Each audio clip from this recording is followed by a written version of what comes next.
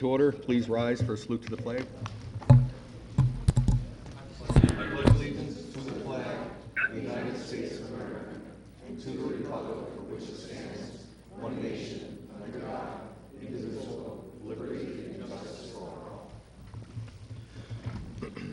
This meeting is convened in accordance with the provisions of the Open Public Meetings Act of New Jersey.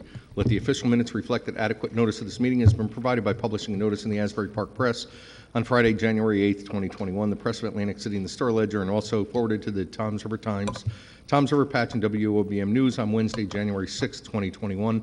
Thereafter, posting same on the Town Hall Bulletin Board for such notices and filing same with the Township Clerk pursuant to a resolution adopted by the Township Council on Tuesday, January 5th, 2021. The meeting dates have also been posted on the Township webpage. Roll call, please. Councilwoman Yurick. Here. Councilman Kopp. Here. Councilman Lotano. Here. Councilman Roderick. Here. Councilman Turnbach. Here. Council Vice President Maruka. Present. Council President Gagan. Here. First item, the minutes of October 26, 2021. Move the minutes. Second. Motion made by Council Vice President Maruka, seconded by Councilman Turnbach. Council Vice President Maruka. Yes. Councilman Turnbach. Yes. Councilwoman Yurick. Yes. Councilman Kopp. Yes. Councilman Lotano. Yes. Councilman Roderick. Yes. Council President Gagan. Yes. Those, Tonight- those presentations will be given at a later time. They could not attend this evening, so we'll move on to the ordinances that are all... Got to read them into the record. Oh, I'm sorry, read them into the record. Yes, although they're not joining us tonight, we will be acknowledging National Family Caregiver Month, Toms River Nobel Peace Prize recipient Maria Ressa, and the Girl Scout Silver Awards going to Juliana Caparoso, Ava Chiaravallo, my apologies, Bella Chiaravallo, Emily Cushing, Brianna McGrath, and Grace Rhine. Move the honoring resolutions and presentations. Second. Motion made by Councilwoman Yurick, seconded by Councilman Turnbach. Councilwoman Yurick. Yes. Councilman Turnbach. Yes. Councilman Kopp. Yes. Councilman Lotano. Yes. Councilman Roderick. Yes. Council Vice President Maruka. Yes. Council President Gagan. Yes.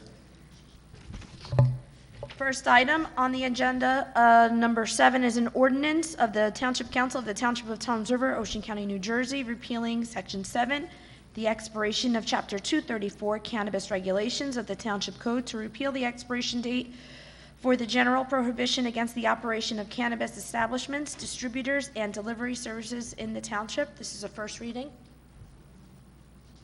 Move the ordinance on first. Second.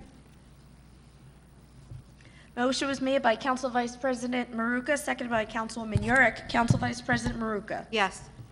Councilwoman Yurick. The council established a committee to examine the issue of recreational marijuana in Toms River. It was composed equally of people that were for, against, and undecided.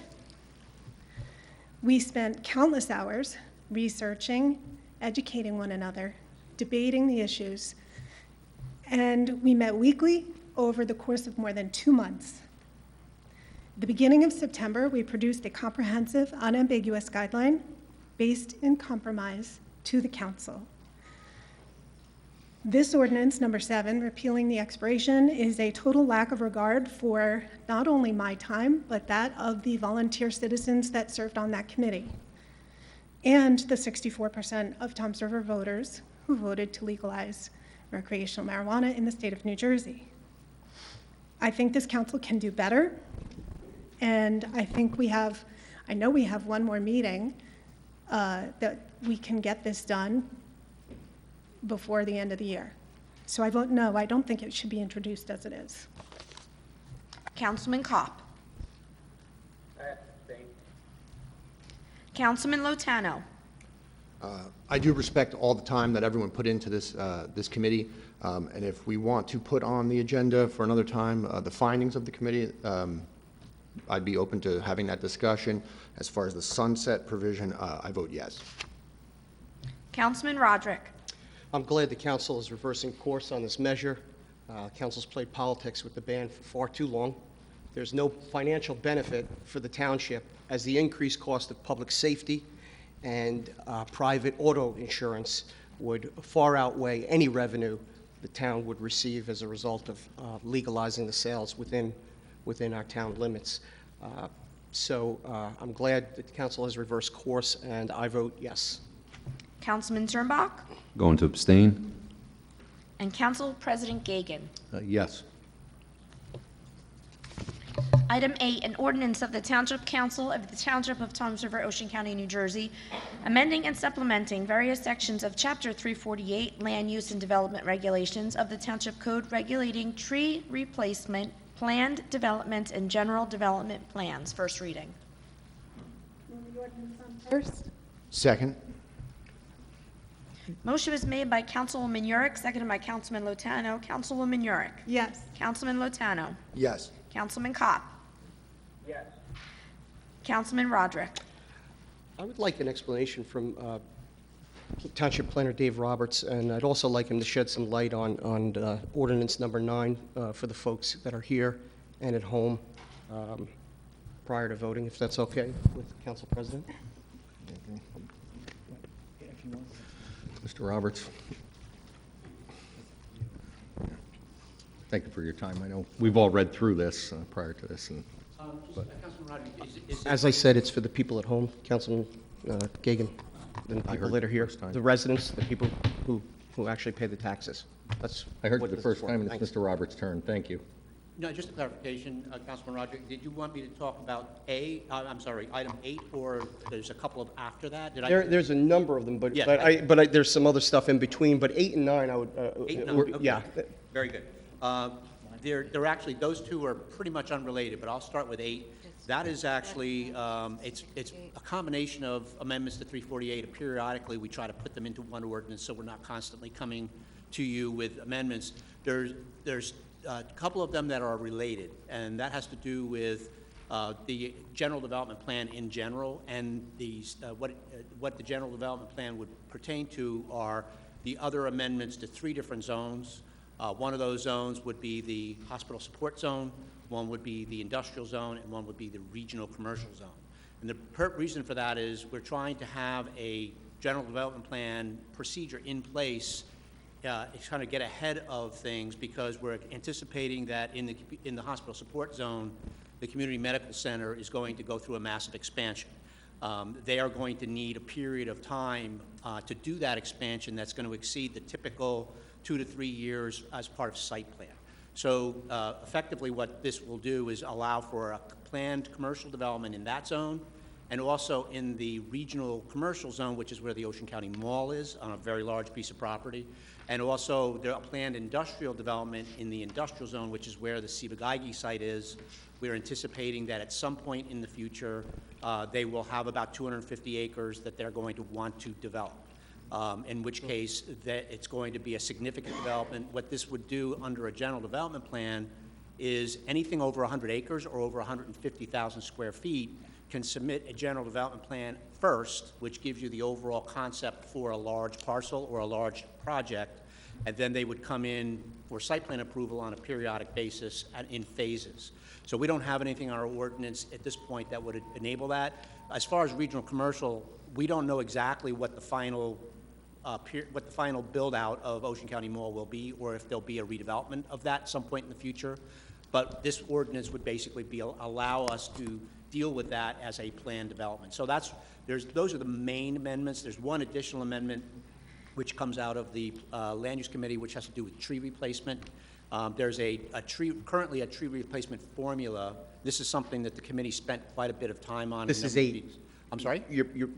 So you had just This is still handled 8. 9, now this is 8. This is all still 8. We haven't gone, this is all in that same 348 amendment that I'm describing right now, and then I'll jump down to 9. But the tree, 9 Yeah, hasn't been yeah. moved into the record yet, so stick with 8. okay, so I'll stick with 8. So that's really the other piece of that ordinance is the tree replacement. And the main thing that it adds, which is what the primary objective of the Land Use Committee was to establish a tree replacement fund. So in many cases, what we're having, especially on projects that are on sites that are heavily wooded, is that in many times with a commercial development, there's never enough there's no way to replace all the trees that the formula would require. This would allow for a contribution to a fund, which then could then be used to plant trees in pretty much anywhere else in the township, pretty much patterned after our sidewalk or our pedestrian safety fund and the way that's used when waivers of sidewalks are granted. So that's really 8. That describes So 8. in other words, these provisions would allow for residential development in places like Sibagagi up to 250? No, I'm not saying that, because Sibagati is zone industrial, which does not permit residential development at all. And a Can you planned go back to industrial that development... part then? I'm sorry? You had said that the folks at BASF were going to look to do some development on Sibagagi, about 250 units. Well, You had just they would said. have to do it in accordance with our zoning, which is industrial. He did not say a number. He said 250 acres. 250 acres, 250 acres, I believe. Here we so. go. Okay, all right, well, and in other words, removing the trees, then you wouldn't have to, you could plant trees in some other location. Right, where you would contribute to a fund. Right now, there is an option to plant trees in other locations in the town, but there's no fund issue, which a lot of towns have. It was considered to be an option because in many cases, the board basically is requested to grant waivers for that, and there's really no compensation at all for those trees. For the 250 acres worth, I'm sorry?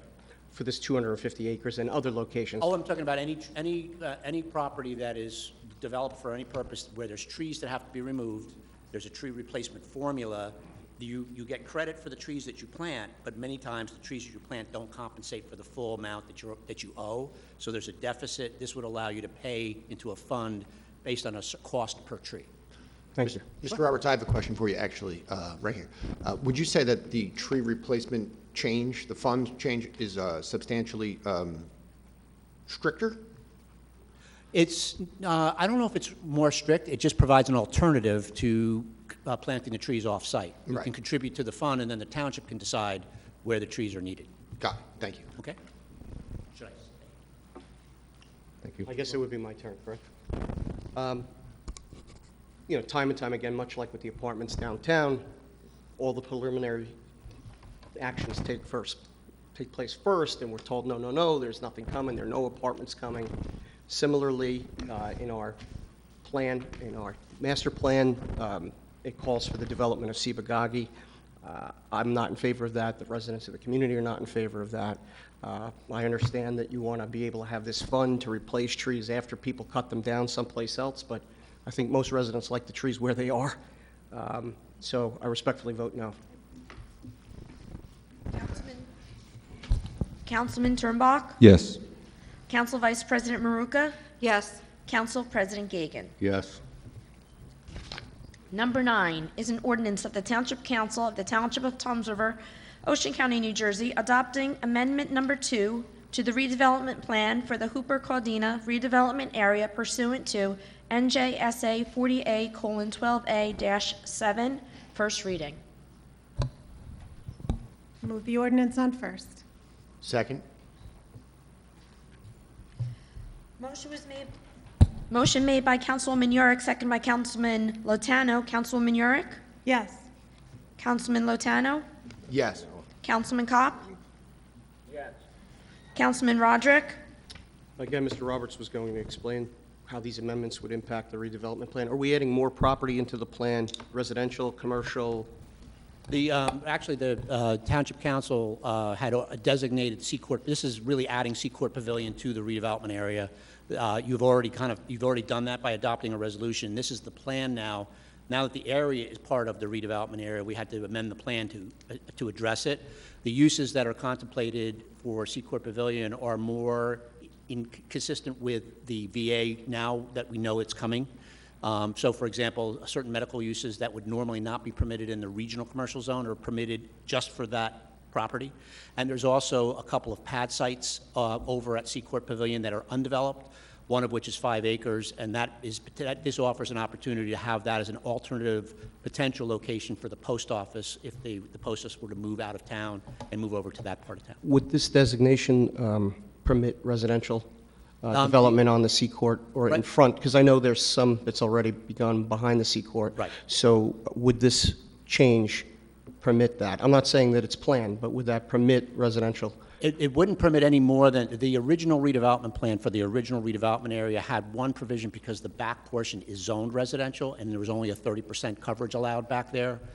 So one of the uses that was mentioned was a maximum of 50 units, of which 10 would go towards our housing plan. But we don't know if that area will ever be developed. But by bringing this in, you could potentially put those units on that location, correct? The redevelopment plan has not been amended to change the residential component, so there's still a maximum of 50 units in the redevelopment plan, no matter where it goes. And we're not even sure that there'd be any room for that, because what the plan does is it potentially shows an alternative location for the post office in the back of the original redevelopment area or on the 5-acre piece at Seacourt Pavilion. So we wanted to have an option A and an option B in case we can't get any more than 30% coverage back there and the post office won't fit.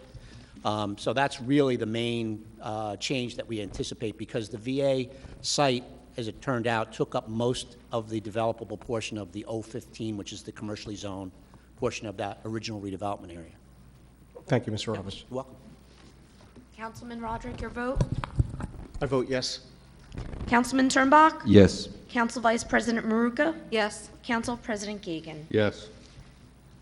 Item 10, an ordinance of the Township Council of the Township of Toms River, Ocean County, New Jersey, amending the redevelopment plan for the Phase 1 downtown waterfront redevelopment area and the redevelopment plan for the downtown core rehabilitation area and Robbins Parkway redevelopment area to delete private schools as a permitted use, to add Block 658.01 to the downtown core rehabilitation area, and to remove size restrictions on microbreweries and artisan distilleries in the downtown core redevelopment plan. First reading.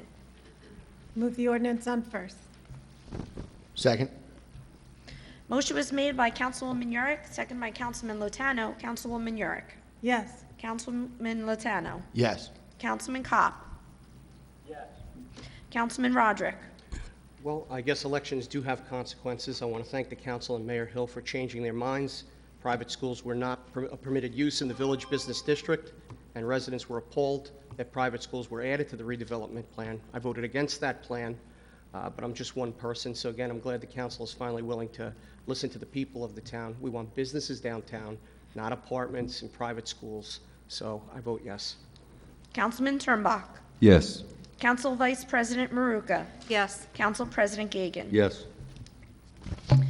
11 is a resolution of the Township Council of the Township of Toms River, Ocean County, New Jersey, requesting the Township Planning Board to review and provide recommendations as to whether Block 658.01 in the downtown Toms River satisfies the criteria to be designated as an area in need of rehabilitation.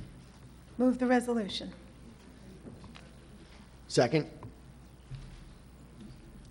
Motion made by Councilwoman Yurick, seconded by Councilman Lotano. Councilwoman Yurick. Yes. Councilman Lotano. Yes. Councilman Kopp. Yes. Councilman Roderick.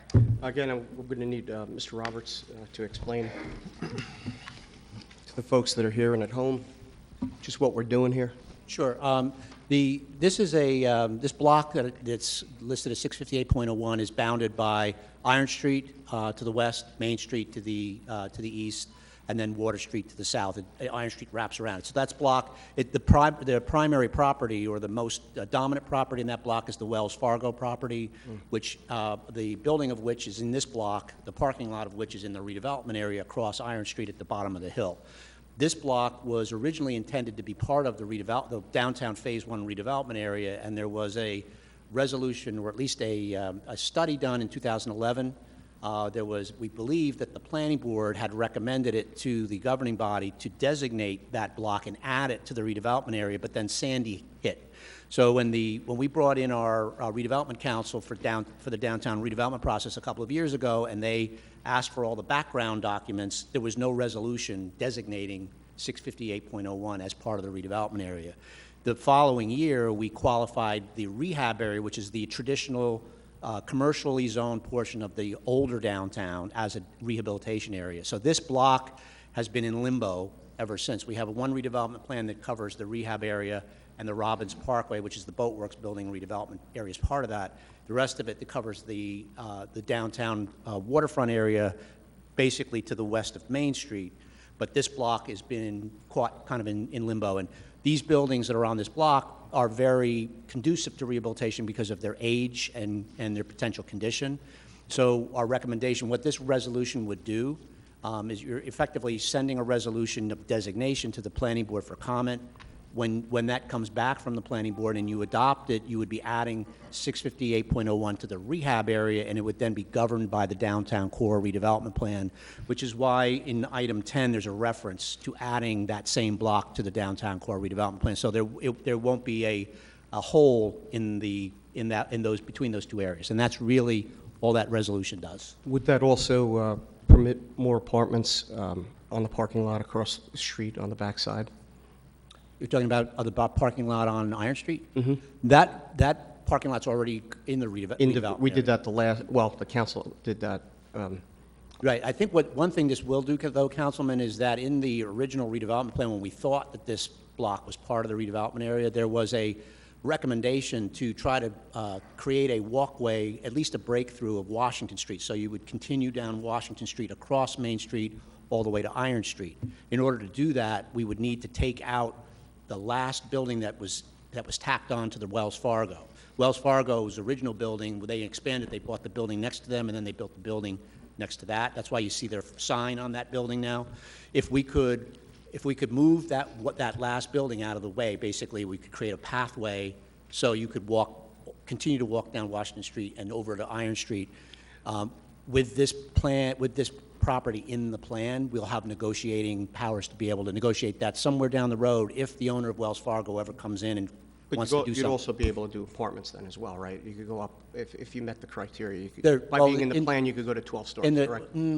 Not in this plan, no. The maximum height limitation in the downtown core redevelopment plan is 60 feet.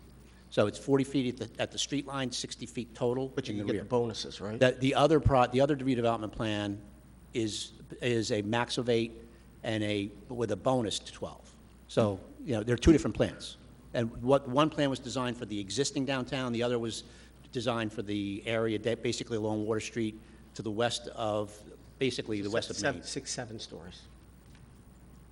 We would have to see a site plan, but they'd have to deal with parking. So whatever gets developed, whether it's for rehab or whether it's for infill, they would have to meet the parking requirements of the downtown core redevelopment plan. Thank you, Mr. Sure, Roberts. you're welcome. I vote no to number 11. Councilman Turnbach. Yes. Council Vice President Maruka. Yes. Council President Gagan. Yes. Number 12, a resolution of the Township Council of the Township of Toms River, Ocean County, New Jersey, amending budget revenues and appropriations for the American Recovery Plan, ARP, grant in the amount of $4,672,671.50. Move the resolution? Second? Motion was made by Council Vice President Maruka, seconded by Councilwoman Yurick. Council Vice President Maruka? Yes. Councilwoman Yurick? Yes. Councilman Kopp? Yes. Councilman Lotano? Yes. Councilman Roderick? Yes. Councilman Turnbach? Yes. Council President Gagan. Yes. Item 13, an ordinance of the Township Council of the Township of Toms River, Ocean County, New Jersey, authorizing the acquisition of certain real property within the Township of Toms River, first reading. Move the resolution, or ordinance, sorry. Second? Motion was made by Councilwoman Yurick, seconded by Council Vice President Maruka. Councilwoman Yurick? Yes. Council Vice President Maruka? Yes. Councilman Kopp? Yes. Councilman Lotano? Could I just have clarification on this property, please? Well, There's no identifying information. Just the explanation? Yes. Yes, this is the piece of Herflicker Boulevard that's unimproved, that The right-of-way. is along the frontage of Toms River Plumbing, the backside. And Right now, in order to build that road eventually, we need 50 feet of right-of-way. There has been a arrangement, we effectively instituted eminent domain proceedings with the property owner. There's been negotiations. We're required to make a good faith offer. They've negotiated that. They've arrived on a settlement. But in terms of conveying that 25 by 460-foot long strip, the easiest way to do that is through what's called a friendly taking. That's right. So that's what this ordinance does. Right. Thank you. You're welcome. Yes. Councilman Roderick. Yes. Councilman Turnbach. Yes. Council President Gagan. Yes. Item 14, a resolution of the Township Council of the Township of Toms River, Ocean County, New Jersey, continuing the designation of a conditional redeveloper for the property identified on the tax maps of the township as Block 658, Lot 25, and authorizing the execution of an amendment to the interim cost agreement related thereto. Move the resolution? Second. Motion was made by Council Vice President Maruka, seconded by Councilman Lotano. Council Vice President Maruka? Yes. Councilman Lotano? Yes. Councilwoman Yurick? Yes. Councilman Kopp? Yes. Councilman Roderick? Again, I'm going to ask Mr. Roberts respectfully if he could come up and explain this to the residents just one last time. That's the last time this evening. I apologize. There's two other sites in the redevelopment area. One's the Robbins Parkway or the Boatworks property. The other one is the other parking lot the township owns at the top of Iron Street, which is, it was two of the parcels that were part of the original RFP. These are areas that have a separate redeveloper designation attached to them. They have different timings. These two had the 6-month period had come to an end.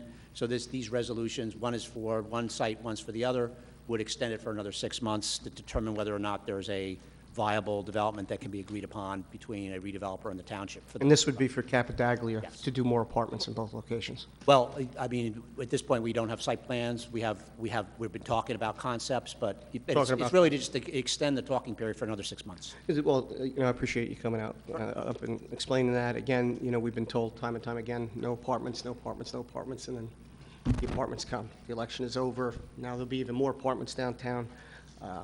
So I respectfully vote no. Councilman Turnbach. No. Council President Gagan. Yes.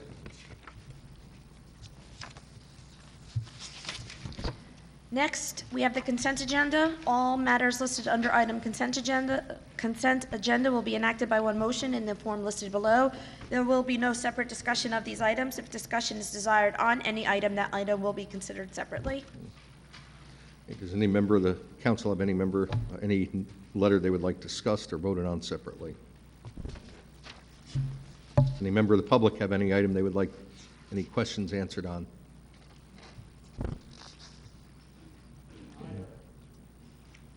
Yes, sir. Oh, okay, that'll come under public comment. This is just other business we're doing. Just give us a moment, if you would, sir. Okay, seeing no other requests, I'll take a motion to move the entire consent agenda. I'll make a motion to adopt the entire consent agenda. Second? Motion made by Councilman Lotano, seconded by Councilwoman Yurick to move the entire consent agenda. Councilman Lotano. Yes. Councilwoman Yurick. Yes. Councilman Kopp. Yes. Councilman Roderick. Yes. Councilman Turnbach. Yes. Council Vice President Maruka. Yes. Council President Gagan. Yes.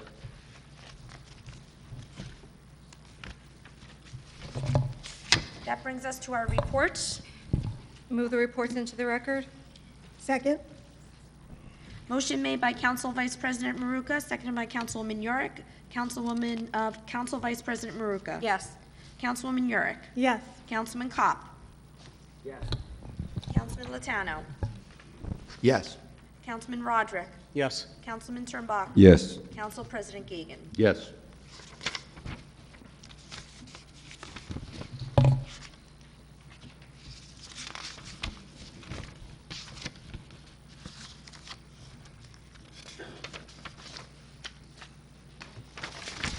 Next, we have the bills. Move the bill list. Second. Motion made by Councilman Turnbach, second by Councilwoman Yura. Councilman Turnbach.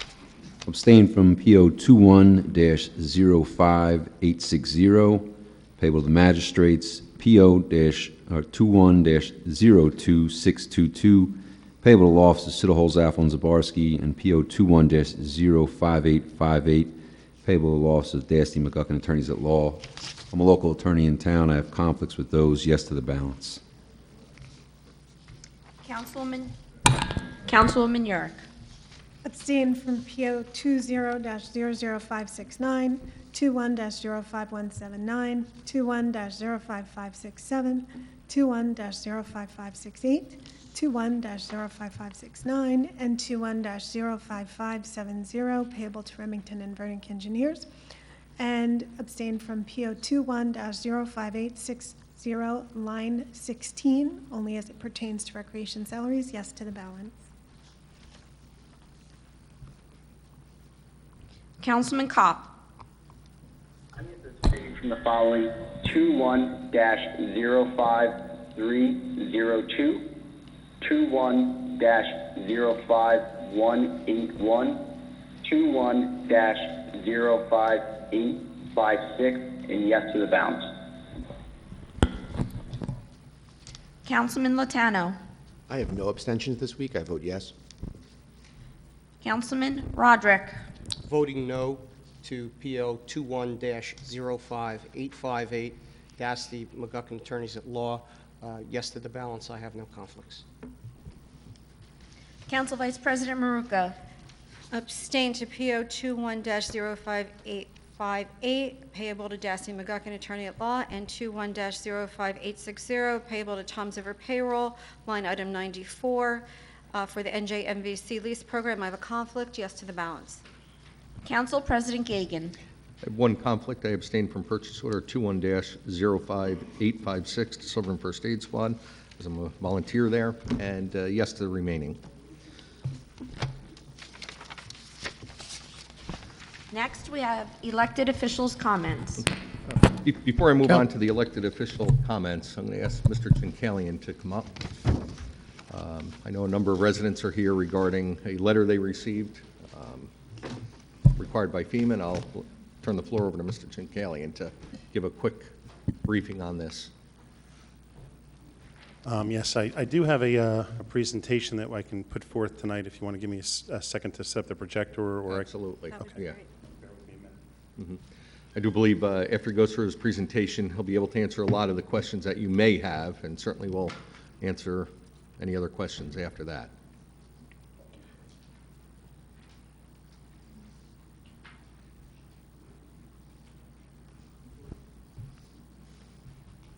Do you want to get a count of how many folks are here about that?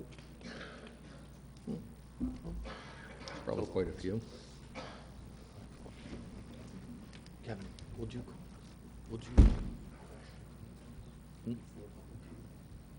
Yeah, questions regarding this specifically. Yes. And then council comments.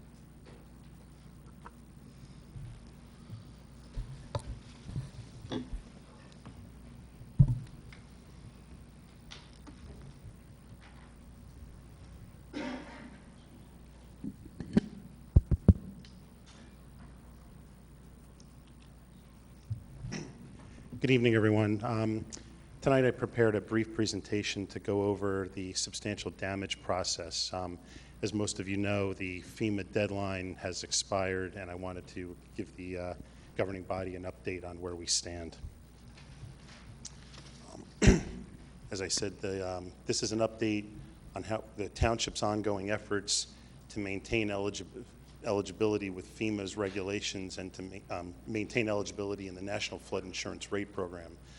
Tonight's presentation is going to focus specifically on the substantial damage process and, unfortunately, compliance enforcement. So the FEMA deadline to bring all homes into compliance was October 29th of this year. This was following a 2-year and then a 3-year extension from the original 4-year deadline that FEMA gave. This equated to a 9-year time period for homes that were declared substantially damaged to be brought into compliance. Over the last 9 years, the township has done its best to provide numerous outreach methods to update the public, so to be what they could be aware of changes, the substantial damage process, and the deadline. After the storm in January, the township conducted, we called it a FEMA fair. All the departments attended almost all day on Saturday, on January 26th. The engineering division specifically was there to answer questions about substantial damage and to give flood zone determinations. As some may recall, the maps were changing at that time and people had questions. So this was our first outreach. Later on in 2013, the first substantial damage letters went out. These were issued basically one of two ways. Residents could come into the engineering office and provide their proof of loss from their insurance to document what damage they had. If they did not do that, FEMA provided an engineering team to go conduct inspections of the houses. That information was compiled, and the substantial damage was determined. The substantial damage determination is value of damage divided by market value. If that's over 50%, it triggers the declaration of substantial damage. Following October of 2014, a year after that, a second follow-up letter was sent. Those letter, anybody that hadn't already begun to prepare plans or submit applications, we gave them a second notice mailed directly to their home on file with the tax assessor. On March 14th of 2015, I conducted in this building, in this room, actually a substantial damage presentation about the process and also appeals if residents had disagreed with the determination. The Asbury Park Press did a story about this presentation a few days later on the 19th. That presentation, that PowerPoint, was put up on the township's website and was available all the way to October of 2018, 6 years later after the storm, until the substantial damage process appeal period ended. In addition to that, a floodplain handout with information about substantial damage in the flood process is mailed out with every tax bill. So there was, since the storm, 9 other notifications sent out since the storm. And then most recently, which is, I believe, the topic of tonight, is upon becoming aware that FEMA was no longer going to grant any extensions, the township sent out a final third notice to any remaining properties, and that was sent certified. That's being sent by a private printing company, but I'm getting green cards back. Most should be received by now. The question tonight is, why do we have to do this? What's substantial damage? Why do we have to have this compliance? Picture's worth 1,000 words. This is some pictures of Ortley, what we were dealing with, and a lot of these homes that were didn't meet the current standards for breakaway walls, flood venting, washed away, bumped into other houses, caught fire. We all know, unfortunately, the story. Some facts about the process. We have approximately 40,000 properties in the township. 12,000 of them reside in the floodplain. Of those 12,000 homes or properties in the floodplain, 9,000 utilize federally backed flood insurance. Of the 9,000 properties that lie in this area, 3,500 were declared substantially damaged during Hurricane Superstorm Sandy. As of August, 85%, give or take, have already either demolished their home or elevated it or brought the home into compliance. Sometimes it's just a matter of flood vents and raising an air conditioner. Sometimes it's more substantial. There is about 15% or plus or minus 700 properties that are still remaining.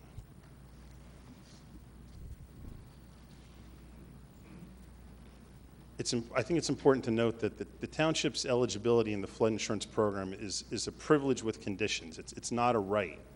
It can be taken away.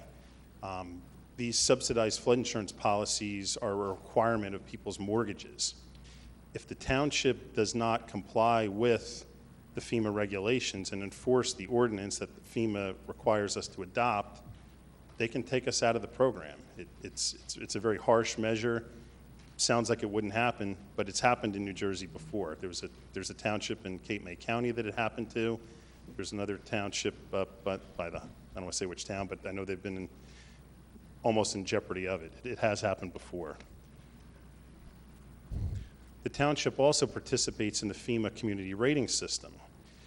Right now, any resident in the township that has flood insurance enjoys a 15% discount on their flood insurance because the township's in this program. Certain things we do, notification, enforcement, compliance, all the things that, quite frankly, my office and the building department does. Because of that 15% results in $3 million a year in savings to the people that pay for flood insurance. FEMA can take that away.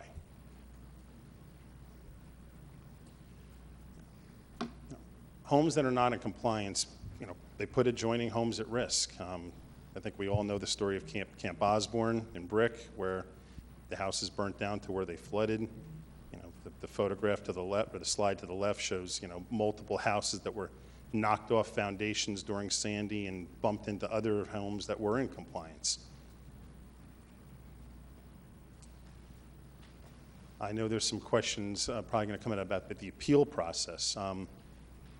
My office did its best to work with the residents when they came in. Sometimes they had receipts, sometimes they did work by themselves, sometimes the FEMA inspector crossed when they were filing their claim. I bet you my office met with at least 1,000 residents, and we were able to come to terms with, quite frankly, all but 4. Only the original owner could file an appeal because only the original owner of the home knew what happened to the home at that time. 4 appeals my office was not able to come to terms, and they arose to the planning board. And unfortunately, as time went on, the board found that witness testimony, reliable information, evidence, where was the contractor from 5-6 years ago? It was becoming a problem, and they instituted a time period, so it expired 6 years after the date of the storm. That also, at the time, comported with the second extension. We had a 4-year and a 2-year, so at the time, not knowing there was going to be a third extension, 6 years complied with what we thought was the FEMA extension date at the time. In conclusion, the township, from what I see right now, doesn't really have any reasonable alternatives other than to enforce this. The township, if we don't, we potentially jeopardize the 9,000 properties that utilize flood insurance to protect their equity, to protect their mortgages. And then overall, the township benefits by having its housing stock in compliance with, safety regulations. The township has tried to take steps to bring these homes into compliance. The first step we took was about 3 years ago. Any property that was substantially damaged, if they applied for a building permit, it had to also include mitigation. You couldn't be building onto a house that might have to be elevated. So that's been in effect for 3 years. I want to pause right here on the second bullet. FEMA wanted the township to impose fines starting November 1st, after the compliance date ended.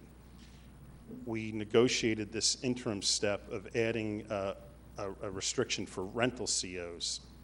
As of today, my office still receives 2 to 3 elevation permits every week.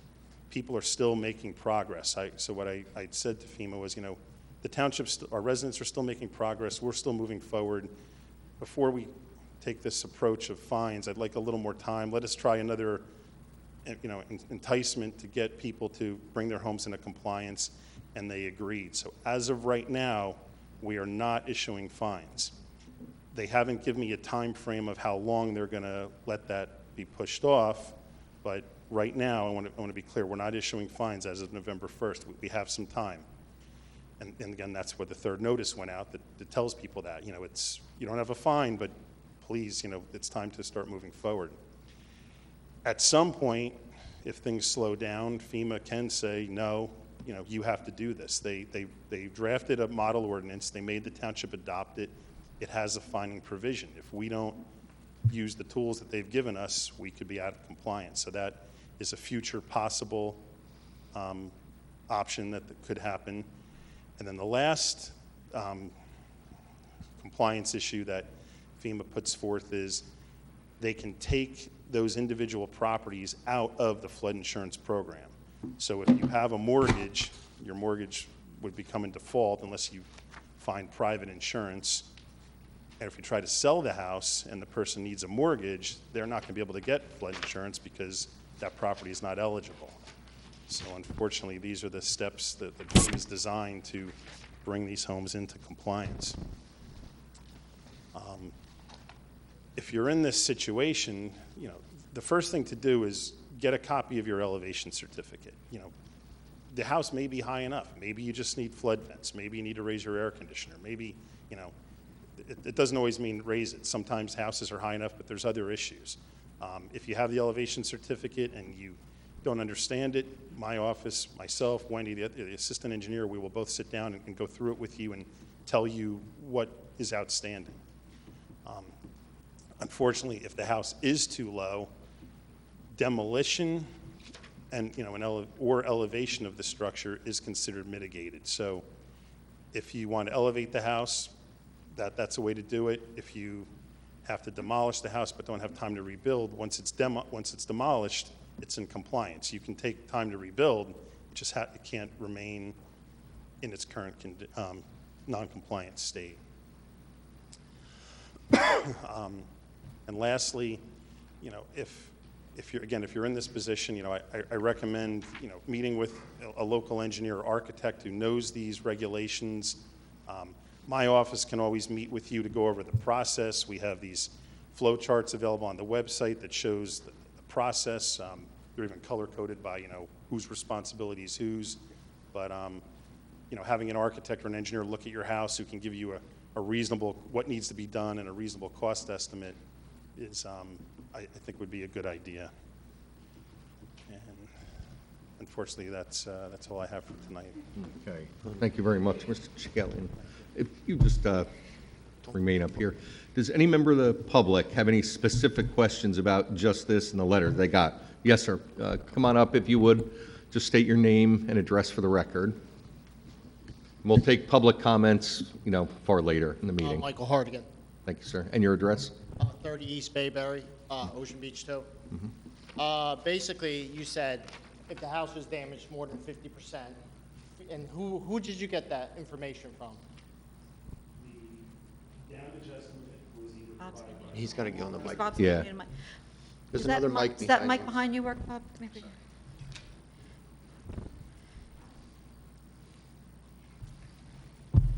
Okay. There you go. As I said earlier, the homeowner could come in and provide the proof of loss with the money they took from the insurance. If they did not, FEMA sent out a team of inspectors and they reported the information to the township. FEMA did come to my house. FEMA did look at it. I did call FEMA. I did get the records. My house was not 50%. So what you guys are saying and what FEMA is saying is two different things. So they would like to know how you guys came to that, when their records are totally different. Okay, FEMA has all of our records. Okay. They've approved the process. They have all of this. If you're I getting, spoke to her last night. if you have the name and phone number of that She person, gave me a fax number, she's gonna fax everything to me, Have and then I them- have to bring everything to you. So basically, when I went over everything, she's like, I don't understand how they're getting with this, because what's on the paperwork and what they're saying with your notice doesn't jive, doesn't go together. So what you guys are saying is wrong, and she said it's totally wrong. What the town is doing is something, is not right. I can't, I don't know who this person is. It's FEMA. So, and I will have the facts, and I will have it done, because what you guys are saying and what FEMA said, and it's all in black and white, what they wrote when they were in my house. The section, our regional section chief for FEMA has Okay? approved, Well, has I will approved get this. the facts. There's a She fax number. most likely reports to When him. you call them, they'll give you a fax number, That's and they fine. will send you all the records. That'd be fine. Thank you.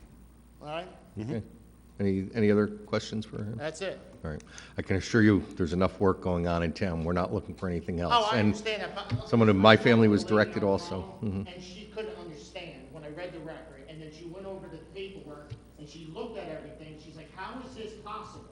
She goes, something's wrong. Something's not, the town's doing something wrong. I don't know how, but what? She goes, you need to either get a lawyer, and I'll give you this fax number, we'll fax you all over the paperwork, and you'll take care of it. No, please get that, and, you know, And listen, then we want to when work I with get this everybody. fax, who do I actually bring this to now? Mr. Chinkalian, the engineer. Thank you very much, sir. All right. Allison, what do you need? Does any other member have any questions regarding the letters and FEMA and house raising? Yes, sir. If you would just step up to the mic, state your name and address, please. Good evening, Mayor, Council. Mark Fusari, 133 Catherine Street and 109 Joseph Street. Can you spell your last name, in please, sir? Sunset Manor, yes, it's F as in Frank, U, S as in Sam, A-R-I. Thank you. So, we're 9 years later, and I appreciate the presentation Mr. Chakalian made this evening, but Tropical Storm Ida has just blown out, you know, the facts of what FEMA's now going to consider a flood, not flood. It's no longer just the barrier island of New Jersey. I'm going to jump around a little bit because of the presentation, but 720 homes that have been unaddressed at an average of, let's call it 200,000 to raise homes. It's $150 million on the hardworking taxpayers that own in Toms River North Beaches. As opposed to, you know, this government body making an argument with FEMA that, look, some of our homes are rebuilt. I rent the two homes on Catherine and Joseph. I can't tell you the amount of people, especially the handicapped, that are grateful that there are still some homes that are livable on the ground floor, that they can make access without any stairs, especially the elderly and the handicapped. I've had rental inspections the last half dozen years on each home, all of which are in compliance and meet code and can go out to families, and we've been home to hundreds of families since the storm. Personally, me, and I can't speak for the other folks in the room, but this is a financial burden on me that will break me. Right now, going into 2022, my families from last year came back. To see that up there, that no longer will I get a CO after October 29th, when for all these years, we're not paying attention to the details that are in Mr. Chakalian's office as it relates to Sandy damage and where we are with compliance. This letter dropped like a bomb on me today, I have to tell you. Mentally, emotionally, you know, I can't. It's just,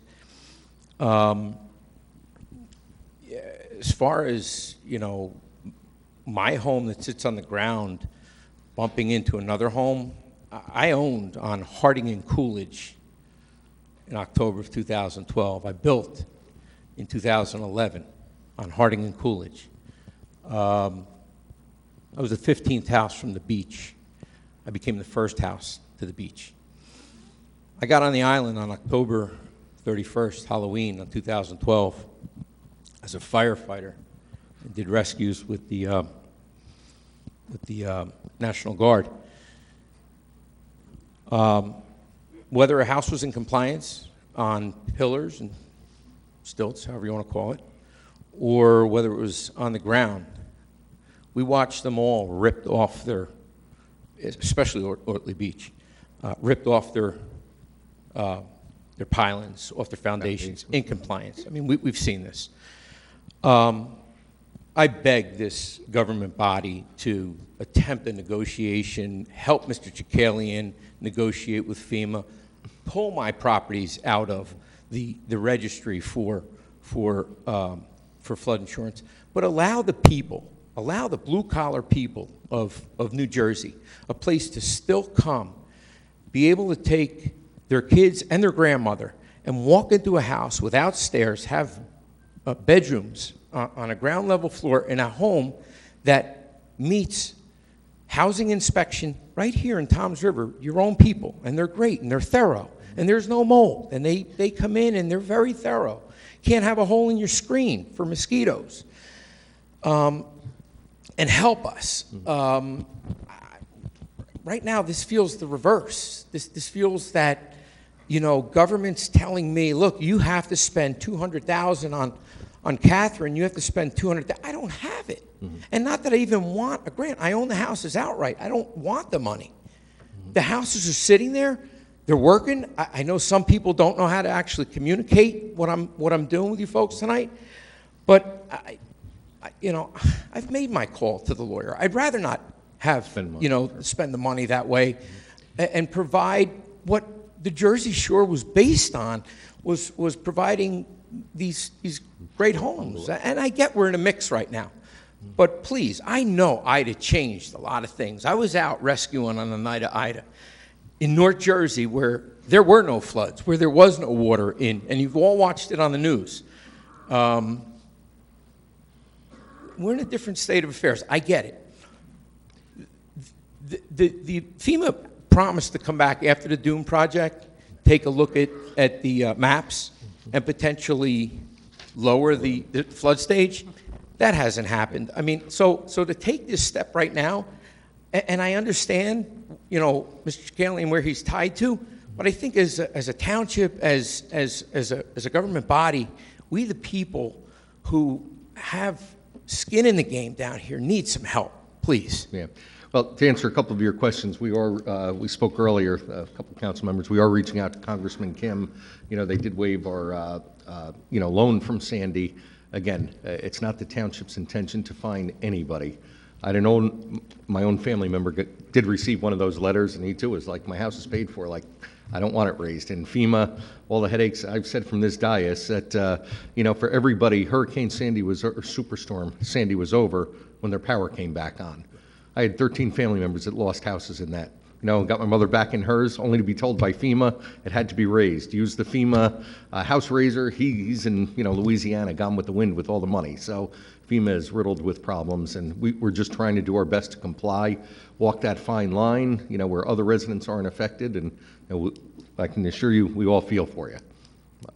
It's just terrible what FEMA's doing. And again, So we're at our mercy, but we haven't given up the fight. I think we've lost 4 appeals. We're still ready to fight. We're going to be going to Congressman Kim, and hopefully, you know, get some further, you know, timeline delays, you know, to help our residents. We're hoping that, you know, a lot of them are, as Mr. Gincalian said, maybe it's just, you know, the air conditioner has to be raised, or, you know, if they lower the flood maps like It's Staten Island, it's not. You look at Ocean Beach, it's not. I mean, we both know. I mean, you know, it's not only Ocean Beach. It's all you're out on that island. quite a bit. Silverton, Eastover, anywhere along the I water. own property in Seaside Heights. How come Seaside Heights is still at below flood stage? They're not having this. They're not taking this up. And I get you got a lot of houses on the mainland, and there's a whole bunch more to take into consideration. But I'm very involved in Seaside Heights. I don't have this problem in Seaside Heights, and I own stuff that's on the ground. You know, I hate, you know, 720 people have to consider hiring a lawyer versus, you know, the numbers are, you know, 9,000 versus 720. You can almost round up to 1,000. I mean, of 3,500 damaged homes, 720, I don't think they're knockdowns. They're probably all being lived in, or most of them. A high percentage, 720 of the 3,500 that are not in compliance, to ask to get into compliance, $150 million worth of taxpayer money to go into those properties. So if we haven't get- given up the fight either. I know we're, I know, again, trying to but how can I comply. not get a CO for a rental for a season that's coming? On a letter dated October the 10th, I received it, he'll get my card back, on November the 9th, I had to blow out my plans to come here tonight and make some scrappy notes and beg for your help. Well, we're already I mean, working behind the scenes. If nothing on this, else, at the very least, an extension of that rental CO to see if you can, FEMA's going to have to rework a bunch of stuff in the next several months as it relates to flood and who floods and where. And I know they're not going to look here because there's other hot spots now in New Jersey. And they're going to probably stick, to their guns with Mr. Chikalian. But I just don't understand how I'm standing in Toms River and Seaside Heights doesn't have this problem. Thank you for your time. No problem. Thank you, sir. Bob, through the chair, can I ask a question? Yeah. Bob, it was my understanding that New York filed suit against the maps that they came out with, and they were, 2 feet too high in New York? 4 feet in New York. And then it came down as you came to the, when were they, my understanding was those maps were supposed to be done several years ago, and they keep kicking the maps down the road. My question has always been, until they you may not have to raise the house if these new maps come in. We were told with the dunes that there wouldn't be the flooding on these beachfront properties. I have a house in Green Island that my brother and I have. It's a secondary home, and it's right now it's 1.5 feet below flood stage. So if I were to sell that property now, the house would be worthless. I'd be selling it for the land. So when are these maps going to be done? And if these maps are going to take a year or two, shouldn't this whole thing be put off for 2 years until the new maps come on? I think that's what we can try. I think that's a great point. I think when we approach the congressman's office about an extension, I think that's a great reason to say, because we don't want to have somebody raise a house and find out a year later they didn't have to. As to the question about the rental extension, I just want to point out that that was a negotiation to prevent every house from getting fined. So although we can ask, that would be kind of going back at the apple twice. We really didn't want to issue fines on the But first. Bob, I would put that back on FEMA. They're delinquent with the maps, so until the maps come out, we should be able to continue to do business as normal. We can definitely try. Okay. And we'll certainly try again. But thank you. Absolutely. Does any other member of the public have a question specifically about the house raising? Yes? Go ahead, ma'am, you're up. If you would, just state your name and address for the record, please. Hi, my name's Doreen Driscoll. I'm on Rutherford Lane. I own 48 and 50 West Rutherford Lane. I'm also the president of the association, which I attend many of the meetings with, both Councilwoman Maruka and Bob was there as well. So there's many homeowners on our block, including myself, that just recently received the third notification. So I know Bob did represent that there was previous letters, but the gentleman who spoke before me, I know he's at Sunset Manor, and I know the president of that association, as well as myself, would have conveyed this information to our homeowners to make sure they took care of it. And I personally, as well as I'm sure all the other members here, have taken care of their homes and made corrections to it. And I'm not sure if the flood maps itself is what the issue is, because we have 96 homes on our block, and apparently there's many that did not have substantial damage because they're less than the 50%, and they were not raised. So how this assessment was rolled out, we're not really sure because we just recently received it. And I know that there's probably at least 6 or 8 homes on our block that got this letter. I personally sold my house, so obviously, because it's in my name, I have to address it.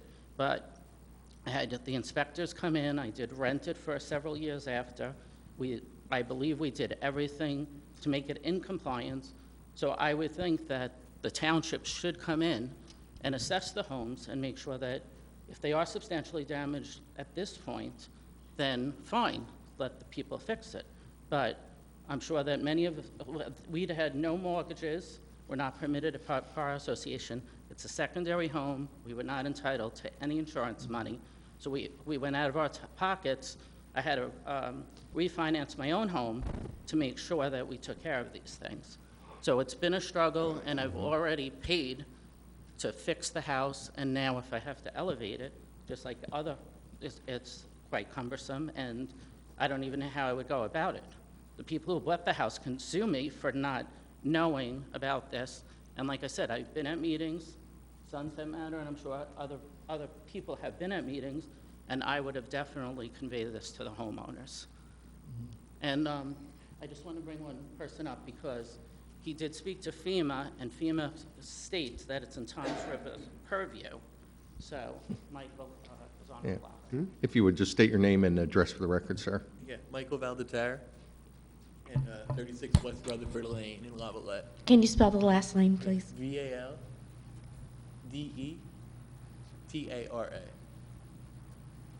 You can tilt that mic up if it's easier, so you don't have to bend down. Hurt my back bending over here. Yeah, so I'm here on behalf of my family, and we've owned a home on Rutherford Lane for about 12 years now. As Doreen mentioned, we don't have a mortgage on our home nor flood insurance, and this past week has been shocking, anxiety-producing, and stressful for my entire family.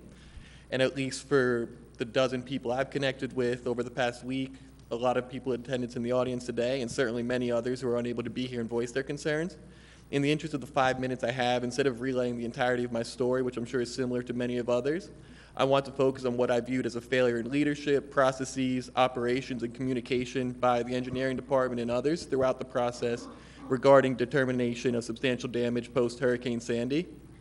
The following is informed by my conversations, emails, and chats with other homeowners, multiple departments at the township last week, FEMA, and also Congressman Kim's office. As I kind of relay this story, I'm just asking you to put yourself in my family's shoes. We're out of nowhere without any previous communications. We're being told that we're past due to raise our home or renovate with no process of being able to appeal, essentially needing to pour thousands of dollars into a beach home to avoid any repercussions from the township of Toms River. So to start off, we and many others who I've connected with never received either of the two notices the engineering department allegedly sent out at the beginning of this process to notify us that our home sustained substantial damage. These letters for my communications with the department were just dropped in the mail, and it was conveyed to me that they trust the government to deliver them. For something as significant as this, I find that to be a bad strategy. Mail goes missing all the time. I'm sure everybody here has an experience of not receiving letters in the mail.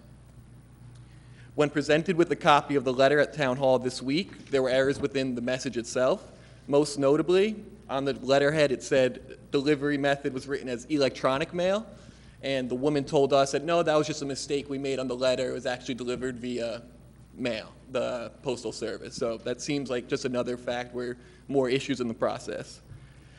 Within the memo itself, there was not one mention of any form of the appeals process. With these notifications that were allegedly sent, we were told that the appeals process was posted in local newspapers, which is hard to comprehend for a town with a lot of seasonal ownerships. In terms of the damage itself, there seems to be a lot of discrepancies between what is noted for some, specifically other homeowners on my block, versus others, and the determining factor seems largely to be luck.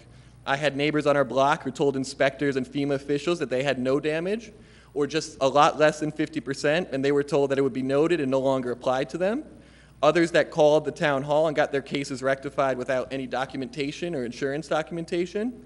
And FEMA, when I reached out to them, was unable to provide me with any documentation of these actual numbers that the township provided me with. The valuation of our home structure was much lower than the actual value of the home and could be proven with appraisal information. It's unclear to me why the town used the county valuations, which are usually much lower, and that can easily, like I said, be proven with an appraisal. The damage to our home was significantly lower than estimated by FEMA, and that could be proven with insurance documentation in the aftermath of the storm. And the appeals process was closed years ago, with no information communicated to us, and now only being communicated via certified letter years later that we still haven't received. I was informed by this by neighbors. In Toms River, when I spoke to the engineering department, was being told that they're carrying out FEMA orders, while... That's okay. Go ahead, sir. Finish up. While today, when I reached out to the FEMA Region 2 Mitigation Department, they said they had heard of several instances like this. In every case, we have referred constituents to Toms River since this is a local matter within their purview, not the federal government, FEMA. And then, as I said, certified letters still not reaching it to some individuals. So when I state all these facts in this story, to me it doesn't add up, and how this process was carried out, and how I could stand here and you in good faith could say, you know what, we actually did our best. People should have been notified. They should have known, and that they should have went through the appeals process. Excuse me, Mr. Molino, can we verify whether or not this is within our purview or whether it's the federal government? Can we get FEMA on the phone and verify that? Do you have anything further, sir? I'm sorry, I didn't mean it, but that's the Yeah. gist of your No, argument here, is fully- that this is not required. We're all under the impression that it is. So We would love it. I had a conversation with Mr. Shankalian for about an hour over the weekend. But if it's certainly within our purview, then I don't see anybody That's up an easy here one. supporting something like that. Yeah. So. Did you have anything else, sir? Yeah, to be clear, I think if I'm standing here and asking, like, what do I want as a taxpayer here in Toms River, it's, we want the appeals process to be open. Based on my family's information, it should be a rather clear-cut case, and had we been notified and instructed of this years ago, we would have simply went through that process and I imagine got this sorted out. But now that we're finally learning about this and the process at this point in time, we're told with no choice. So this doesn't seem right to me. Yeah. So you have in writing from FEMA? An email? Do you think you could send it to the township attorney? If you could send it to, you know. Mr. Merlino? Okay, Mr. Merlino, or I was going to say the clerk, and she can distribute it. But certainly if this is the town, you know, under our guidance, I don't think there's a council member up here that wouldn't say, you know, here, we're taking our marching orders from FEMA and what we're told. Particularly You know, given that the folks who have these homes, they're usually paid off. Am I correct, Mr. Shankalian, in most cases? That runs the gamut. I Yeah. mean, like I said, 9,000 out of 12,000 have insurance, so it's, more people have insurance that don't. Again, my own family member, his house is on the ground, doesn't want to raise it, and it's like, you know, if he goes to sell it, it's, as the mayor said, you know, somebody's buying the lot. You know, he doesn't want to raise it, he's getting older, and, you know, but he also got one. So I feel for each and every person here, you know. It's been a Is the headache. appeals process run by the town or FEMA? The appeals process to me is the town, correct? The appeals process? I don't want to be argumentative at all, 'cause I'm just I asking. understand this. The town's ordinance was drafted by FEMA. Yeah. The township that was provided by FEMA, we inserted Toms River Township, and my name is floodplain administrator. So the appeals went through FEMA? No. FEMA tasked the township with enforcing their rules. When you say that FEMA says this isn't accurate, I mean, I would love to talk to these people. I'm going to put them in contact with the section chief who I report to. You know, believe me, I would love to be wrong, but. Yeah, I just feel like I don't want think I FEMA am. to be the emphasis of my point, because the emphasis is we weren't given the process to appeal, and that's the Well, engineering department. well, no, there was an appeal process, as, again, without going through it, letters were sent, there were seminars in this room, there was presentations. We conducted hundreds of, you know. Yeah, I think, though, it's important to make the distinction here. The appeal process is one thing. I think what most people are concerned about is the notion that they're not going to be able to get a building permit to change their air conditioning or get a CO to go out and rent their house in the summer or what have you. So these are two different things. But if you have something from FEMA that says that we don't have to enforce that, I think it would be great to get it over to the township attorney. That was my intent, you know, when we asked for a stay of the fining, that FEMA, you know, again, that fining provision, again, that's from FEMA to us. I said, we have multiple residents coming in every week, elevating their homes, we're making progress, let's kick that off a little longer. This rental CO, that was an interim step. Again, I meet with FEMA people and New Jersey DEP flood hazard control several times a year. Believe me, this is not something I at all want to do. You know, I work for all of you. I get it. I live, you know, I was a Sandy victim myself. I get it, but these are the rules that I'm required to enforce. If there's, the mayor makes a great point. You know, if we can use that New York appeal as a basis to say, hey, we're holding somebody to a standard that may change, I think that's a great idea. But I can't also just ignore it. I have to bring it to everybody's attention. And that's through all this outreach, the seminars, the letters, the tax notices, you know. I never got the letters, like I said, though. Well, I mean, like I said, we pay a service to send it with every tax bill. My staff mail them. Every tax bill? Every tax bill. Okay, well, there's a floodplain notice that, Mr. Chakalian, can I ask you a question? Can we make this presentation available on the website? I noticed some people taking pictures of some of the slides. It'd be nice if people could review it from home. Also, can I make a suggestion? I mean, with the 2 to 3 applications a week for house raises still after 9 years? That's correct. You know, the Ida Used to be flooding. 50. Well, the Ida flooding that the other gentleman brought up, the flood map delay, I mean, I think these are all valid things to go back to Congressman Kim's office, go back to FEMA and demand that we have an extension on this. I think that's the best course of action. At the same time, as far as the township is concerned, I think we should look at the legal ramifications if we can allow the appeal process to extend out a little bit legally, if that even is an option. I think we should do a little research on that as well. Yeah, and Mr. Molina, if you can just take a look at that ordinance and see, I believe we passed that in 2018.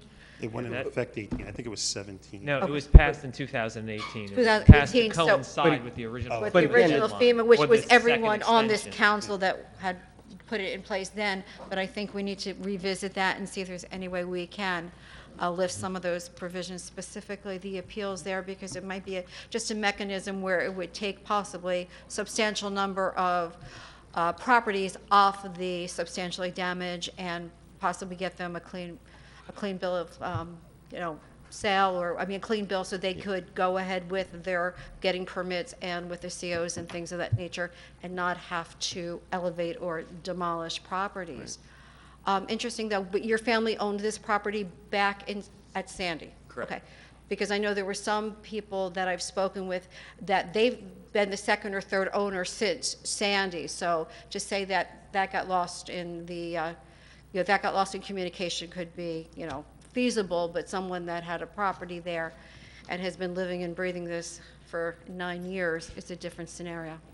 I just want you to be, reassured that the township is going to go back to FEMA, do everything we can to get an extension. At the same time, we'll legally look at, extending the application, for the appeal. So. Thank you. Yeah, absolutely. And also, just one other thing, I'm sorry to interrupt, I know you were going to say something, but it's more than just not getting a rental CO. I mean, remediation from FEMA is bring it up or tear it down. So it's not like, you have a choice of just living in their house without the flood insurance as of right now. So this is a very big deal to a lot of people, and it's a lot of money. We're all well aware of it. We're not taking it lightly. Well, that's the thing I just wanted to point out again, to be clear, so that they're separate things, the appeal, and from what Mr. Shankalian said, folks are upset that there are going to be fines or consequences for not lifting, and if we don't have to enforce these consequences, I'm sure people wouldn't really care about the appeal as much. We will do whatever we can to advocate for the residents at the same time and not jeopardize. So we're going to check out whether this is legal or not, whether we have to do this or not. If we can reopen appeals with, owners, at the time who have, I believe, legal standing to make an appeal, that's an option. Again, the mayor's point is right on about the moving standard and perhaps more time based on the fact that people are still filing applications. If we can buy some time, I'd be remiss if I didn't mention, the time is coming though. We can get more time, but I don't think it goes away. When do we have to start enforcing, according to what we believe is the law, as far as enforcing not giving out permits? If somebody wants to change out their air conditioner, for example, That we started 3 years ago. That's under NJUCC regulations. The FEMA wanted the fine to start on the date of compliance, non-compliance, November 1st. I had used the fact that we still have homes coming in as a justification to push that fining off and the rental CO restriction as a way to buy more time that I could at my level. But, respectfully, I'm just the engineer. Perhaps with the congressman and the governing body support, you guys can scream a little louder. Very good. All right, thank you. There's a gentleman in the second or third row. Yes, sir. I know you tried to get up a couple times.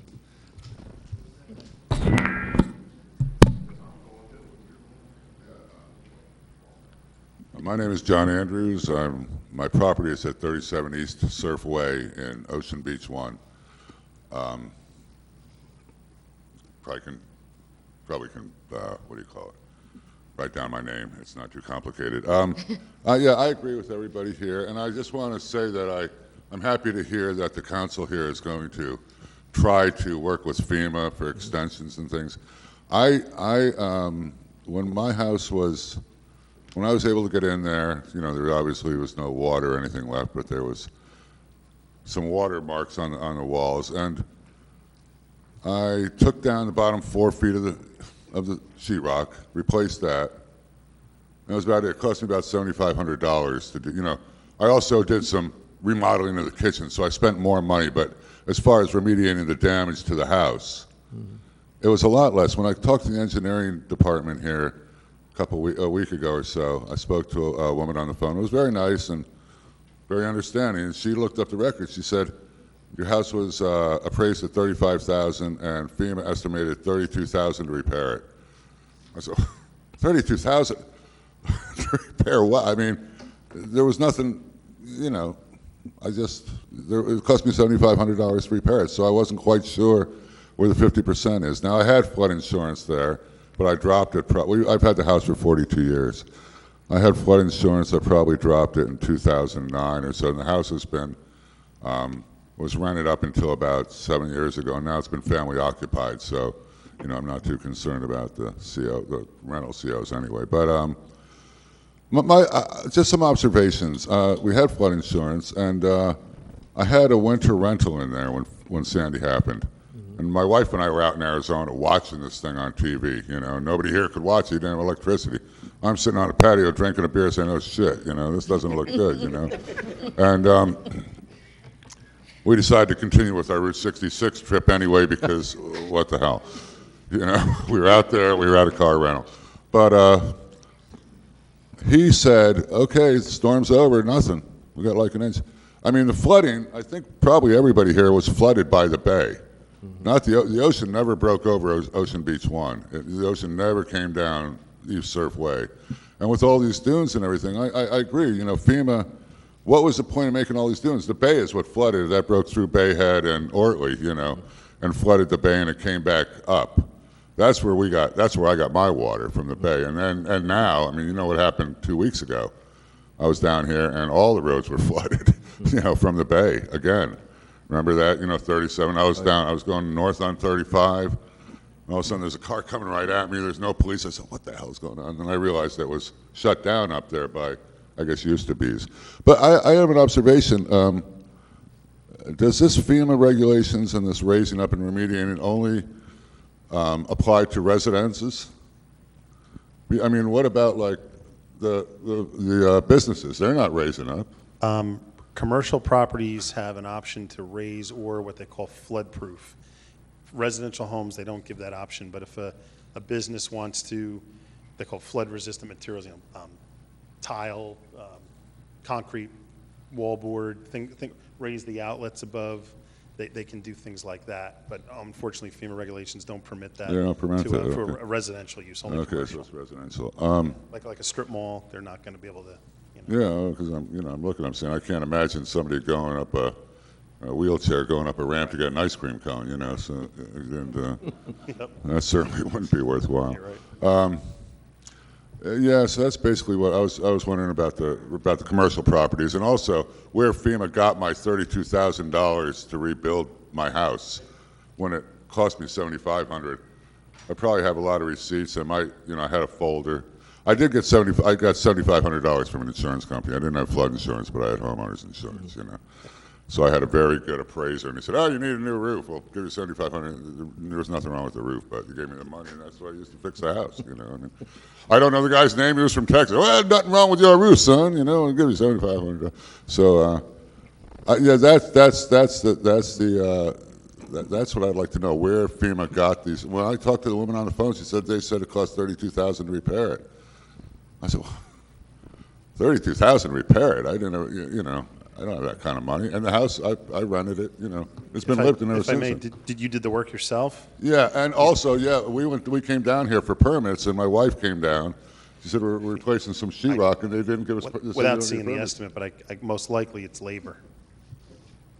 Okay. You have $7,500 in materials, but if you had insurance, FEMA would have paid also somebody to install it. Okay. And generally, labor is almost twice materials, and that's, there you start to. Well, I've hung a lot of sheetrock in my life, and I don't think $25,000 to replace 4 feet of sheetrock, but I understand what you're saying. That's, it's a labor factor. Yeah, it's a labor Like- factor. Okay, well, I think I've gotten what I need to know, and I appreciate the general consensus here on the town council to try to get FEMA maps and all this. I mean, we were compliant. I had flood insurance.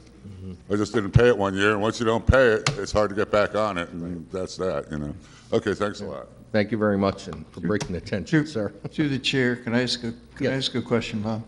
Right. Bob, in Katrina, did every household get grants to raise the houses, or was it just primary dwellings?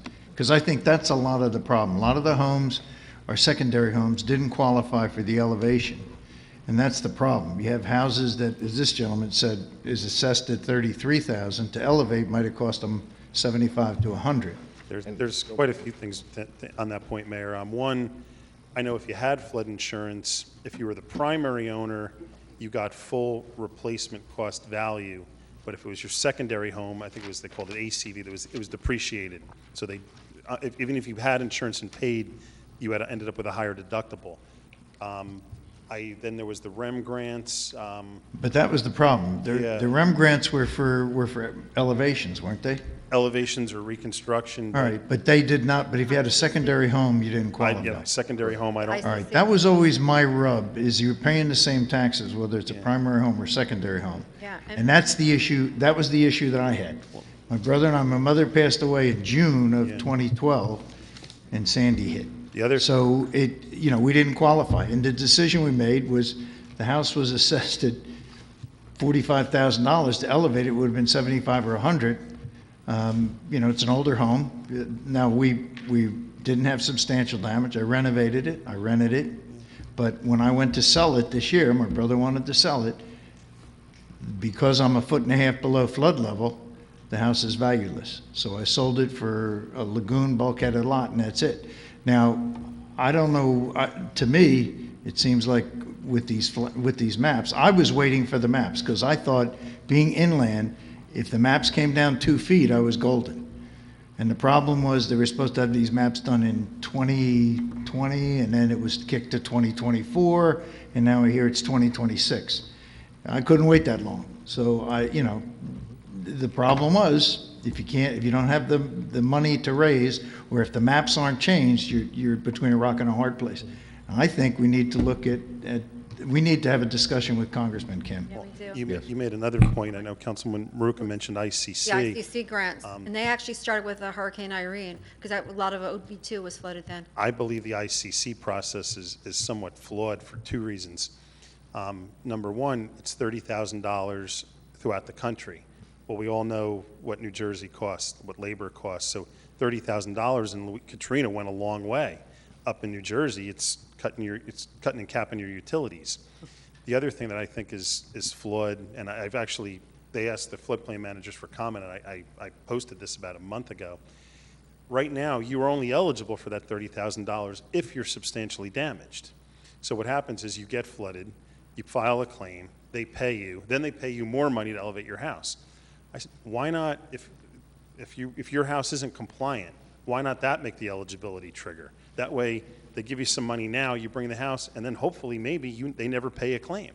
You're preventing the claim in the first place.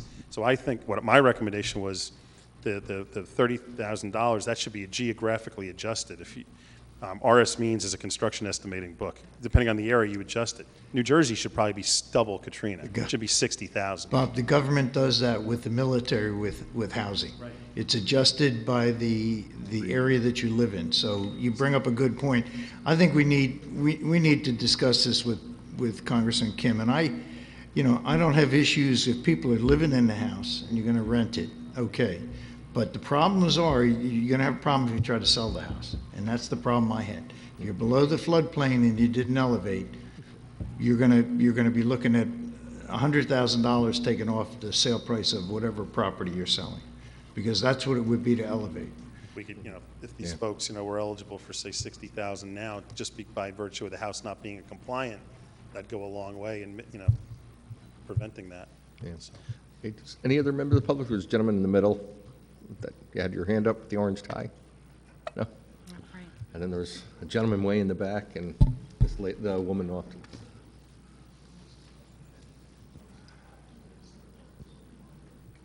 How are we doing? Frank Good. Davis, 20 West Ridge Road. I'm very appreciative how open everybody is. Some of the comments about making appeals and extending the appeal process again because people are stuck due to the maps. Originally, I raised my hand just to help everybody understand how important it is to have FEMA and FEMA insurance because I work in the insurance industry. You're the It's one. not just a 15% discount that we're getting here, that if FEMA pulled out of this area, then we'd wind up with surplus lines. So instead of paying like $100 and you get a 15% discount, so you're paying $850 or $85, if FEMA leaves, the regular lines leave as well, and then you wind up with surplus lines. So where you were paying $100 annually, you'll start paying $250 annually. So while there's 750 homes affected by this because they weren't covered, the other 8,000 will be affected by FEMA leaving. So what you're doing, talking about opening the appeals again would be great. I think another thing that would be helpful is if you inspected the houses because of the FEMA damages might be just completely out of line like the last fellow spoke who said his damages were $32,000, his property was valued at $35,000. If we could do inspections of the property and prove that the house has been brought back up to code and now all of a sudden we have a large chunk of those 720 houses coming off that list, that might give us some leeway to get an extension for the other houses. I don't mean an argument, but I just want to understand your point. FEMA's regulations is damage at the time of the storm. So if somebody's already fixed the house, explain They should come go off and the do an list because they're no longer damaged. No, well, that's- but it'll flood Mr. again. Davis, compliance from FEMA means either tear it down or raise it at this Okay, point. But well, it's that's my right now. misunderstanding. Yeah, that's the issue, I think. Inspecting it after it's already been, if a Repaired. Band-Aid was put on as opposed to a cast, inspecting it after doesn't really, You can I inspect a don't think car helps. after you've changed the fender out. Yeah. Right, so once the fender, otherwise you don't know Understood. what actually happened in the accident. Understood. And that's what they're assessing. I just thought that might be helpful. Thank you for Yeah. clarifying that. yeah. All right. That's all. Thank you very much, sir. Ma'am, go ahead, in the teal. Sorry, I missed you.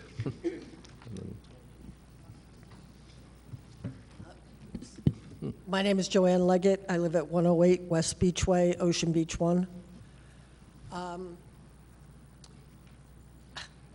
I have a couple of problems. One is with the FEMA maps. I raised my house in 2003. I have an elevation certificate that says I'm at 7.5 feet. That is a half a foot higher than the FEMA map that's currently online. Right. I should be all good. Someone from your office keeps telling me that, no, there's a map from 2015 that says I'm 6 inches Base elevation under. plus one. How do I raise a house 6 inches? And yet FEMA's map shows it should be 7 feet, and I'm at 7.5, according to my elevation certificate. I have flood insurance. I don't have a mortgage, but I've always had flood insurance. But part of my other problem is that I received this letter. I was on vacation, so it was a couple of days delayed. It went to my Ocean Beach rental, because I rent my house, and that's where the letter was sent. Why wasn't it sent to me? The I get letter- the tax bill, believe me. The letters go to the address on file with the tax assessor. No, well, they don't get my tax bill, though. I'm not arguing Yeah, with you, but I'm just saying, it's very strange that Ocean Beach Rental is notified that I have a problem, well, and I'm not. I think I might be able to explain that. The Ocean Beach, some of the associations, Ocean Beach was one of them, sent Oprah requests and asked for the letters, Open Public Records Act, and they sent contacts to some of their neighborhoods before they even got our letter. So your letter you may have gotten it through your association, maybe you have, because mine I got came it in from Ocean Beach Rental. Okay, but have Yeah. you gotten the one No. from the township? Like, No. that's going to be coming as well. I think but it's the same letter. But it's November 9th or 8th or whatever. Well, day of again, the this week is it is. the- I'm not even sure at This is, again, point. this is the But- third letter, and I mean, I saw your PowerPoint. I'm going to download it when I get home. But it says that this was in the Asbury Park Press. Well, I live in Bergen County. So I don't see the Asbury Park Press. The only thing, honestly, that I use Tom's River's website for, because I'm not allowed to vote, I don't live here, is to see when garbage pickup is going to be. So the communication process, I think, in my opinion, has been subpar. And I mean, I'm going to fight with FEMA. 6 inches, I can't do anything. I mean, that's not even a half a cinder block. Well, to your point, I mean, and I share your frustration. I mean, we have the 06 map, which is the official map. After this, there was the advisory map, working map. I think there was 2 versions of and then there's the 2 versions of the preliminary map. So there's actually 4 other maps. The most, and FEMA right now, if you come into my office for a permit, they make me take the 2006 map and the 2015 map. Whatever's highest, that's what I have to hold. And this is what your office keeps explaining to me, 7 feet plus 1. So you mean this is But not I a was good at mistake? 2006, and So now. this is not a mistake? Now they raise it? No, FEMA. She raised this home probably with grant money and everything raised else. my and- home in Before Sandy, 2003. well before Sandy, she'd raised her home. Yeah. Oh, you raised before Sandy? Yeah. Oh, I raised my house before Sandy. And what FEMA did was, knowing that a bunch of people were going to have to raise their house, they rushed out and put out a higher map, and then walked it back down. It's been a moving target. It's very frustrating. And then, as the mayor said, they finally came to terms. Not to just parlay, but it's an interesting story. None of the towns really could fight this because we didn't have data. But Battery Park in New York has tide gauge data going back to like the 30s. So what they did was they ran these model storms that FEMA created, the Long Island Express, the 92 storm, the 62 storm, and what we would call ground truthing. They ran it in the computer, and what the computer said it was 4 feet higher than what actually happened. So FEMA's own scientific, New York had the data and the Their finances models. to fight it. So FEMA's own scientific committee had to reject their own findings and say, go back and start over.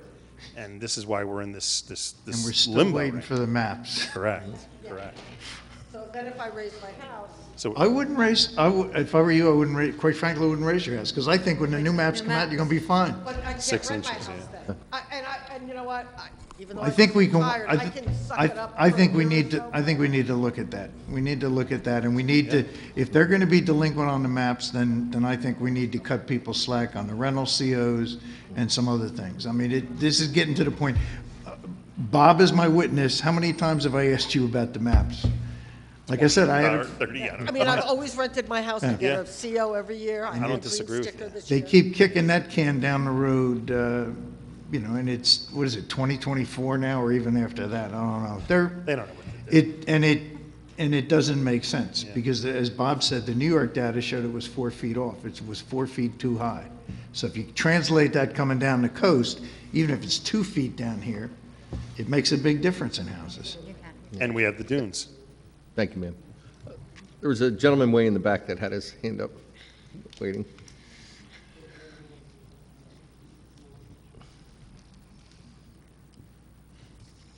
Good evening.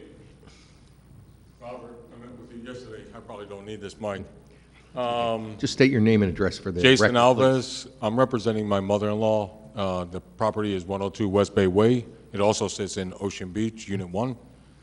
At no time, 2013 or 2014, was there ever a notice that was ever sent, as I indicated to you yesterday. During the time of taxes, as you indicated to me, indicating that there was a notice put in the tax notification, that is false. The reason why I know this is because financially, I pay for this house. The taxes, the cable bill, the rental, and dealing with the rental agency. The young lady that was here earlier that said that she received a notice from the rental agency, that's the same notification that I received from Ocean Beach Rental Agency. And no time did I've ever received a notice from Toms River Township at all.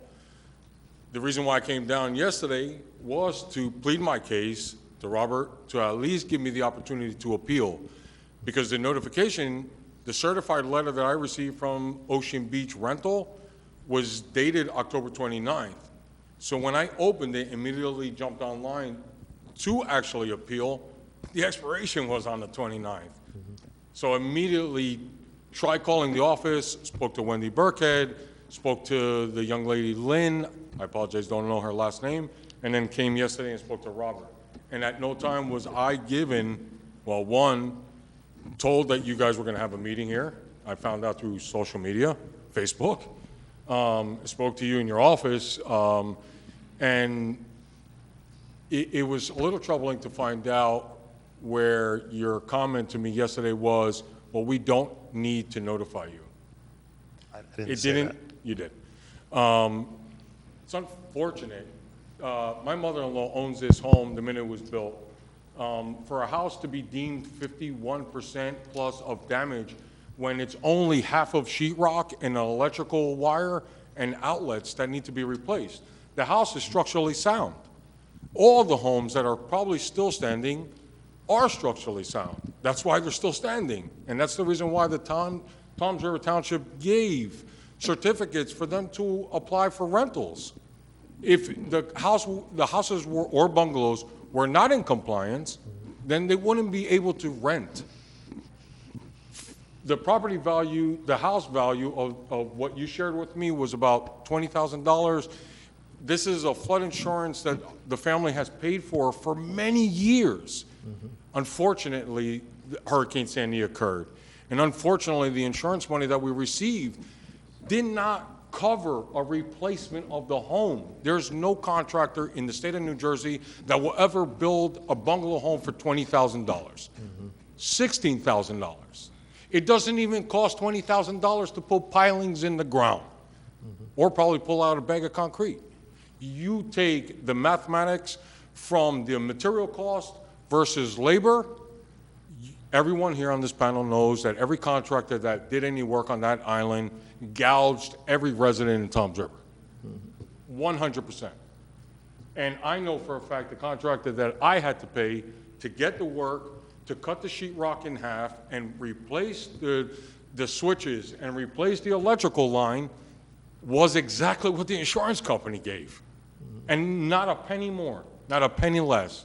On the contrary, it cost me more money out of my pocket to basically pay for all the extra things. Cabinet, refrigerator, stove, because it wasn't covered by the insurance company. So the value of the homes are way low, like it was indicated earlier, from everyone else. And then you're doing the mathematics as it's deemed 50% of damage. It's impossible. And you're an engineer. Anything that's 50% damaged plus would have fallen. He showed all the pictures on there. Unfortunately, that happened to a lot of the residents. And my hearts go out to all of them. But what about the residents that the houses are still standing? And the only thing that needed to be replaced is sheetrock. That had to be replaced, electrical wire. Anyone here can do that. I can do it. My 5-year-old son, I'm teaching him to do that. It's not feasible. I'm glad that you guys brought up that you guys are visiting the option of an appeal. I will be on the website every single day to look to see if there's an option to appeal, because I would be the first one here to do it. That's all. I wanted to just put my input in it, and hopefully a resolution is put in place. No problem. Thank you, sir. Gentleman over here.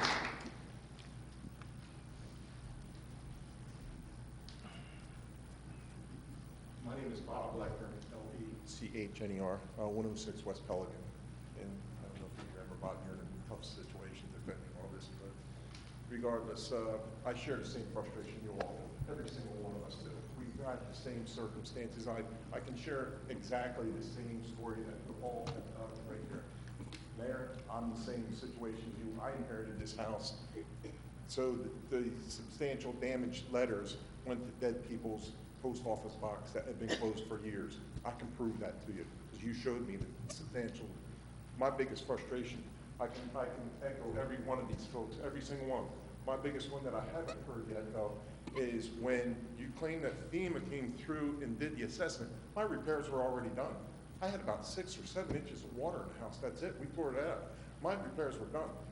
You told me, you pulled it up on your computer and showed me, we put down $6,600 for a tile floor replacement. I installed that tile floor, tile by tile, in 2007. Yet you charged that against the repairs of the house. Completely wrong, 100% wrong. I put that down. I was on a deployment, I come home from deployment, I put that down. I had time off, I put it down. 2007, I put that tile down floor, but you charged me $6,600. deducted that alone, I wouldn't even debate the rest of it. I could care less, because that would drop me below the substantial damage level. I would not be 51% damage if you took that $6,600. But I didn't get the substantial damage letters. I didn't know that I was substantially damaged. Just by dumb luck, we found out this summer that it was substantially damaged. Just dumb luck that we found out. And then, so that's when I started beating my head against the wall. Councilman, I'd love to, when you said you want to follow up with FEMA and do this stuff, I'd love for you to put it on the website so we can do it. I've been in touch with Andy Kim's office. I'm frustrated. I'm really angry and frustrated about this whole process because it's not been fair. It's not been right. I didn't have a chance to appeal. So how would you like it if you got in a car accident today on the way home and your $40,000 car, all of a sudden the insurance company tells you your deductible is $45,000, something like that. That's the way I feel right now. I feel like I'm getting kicked in the gut right here, and it's terrible. It's terrible. Everybody hears this. So that's just what I want. Okay. Thank you very much, sir. Okay. Is any other? Yes, ma'am.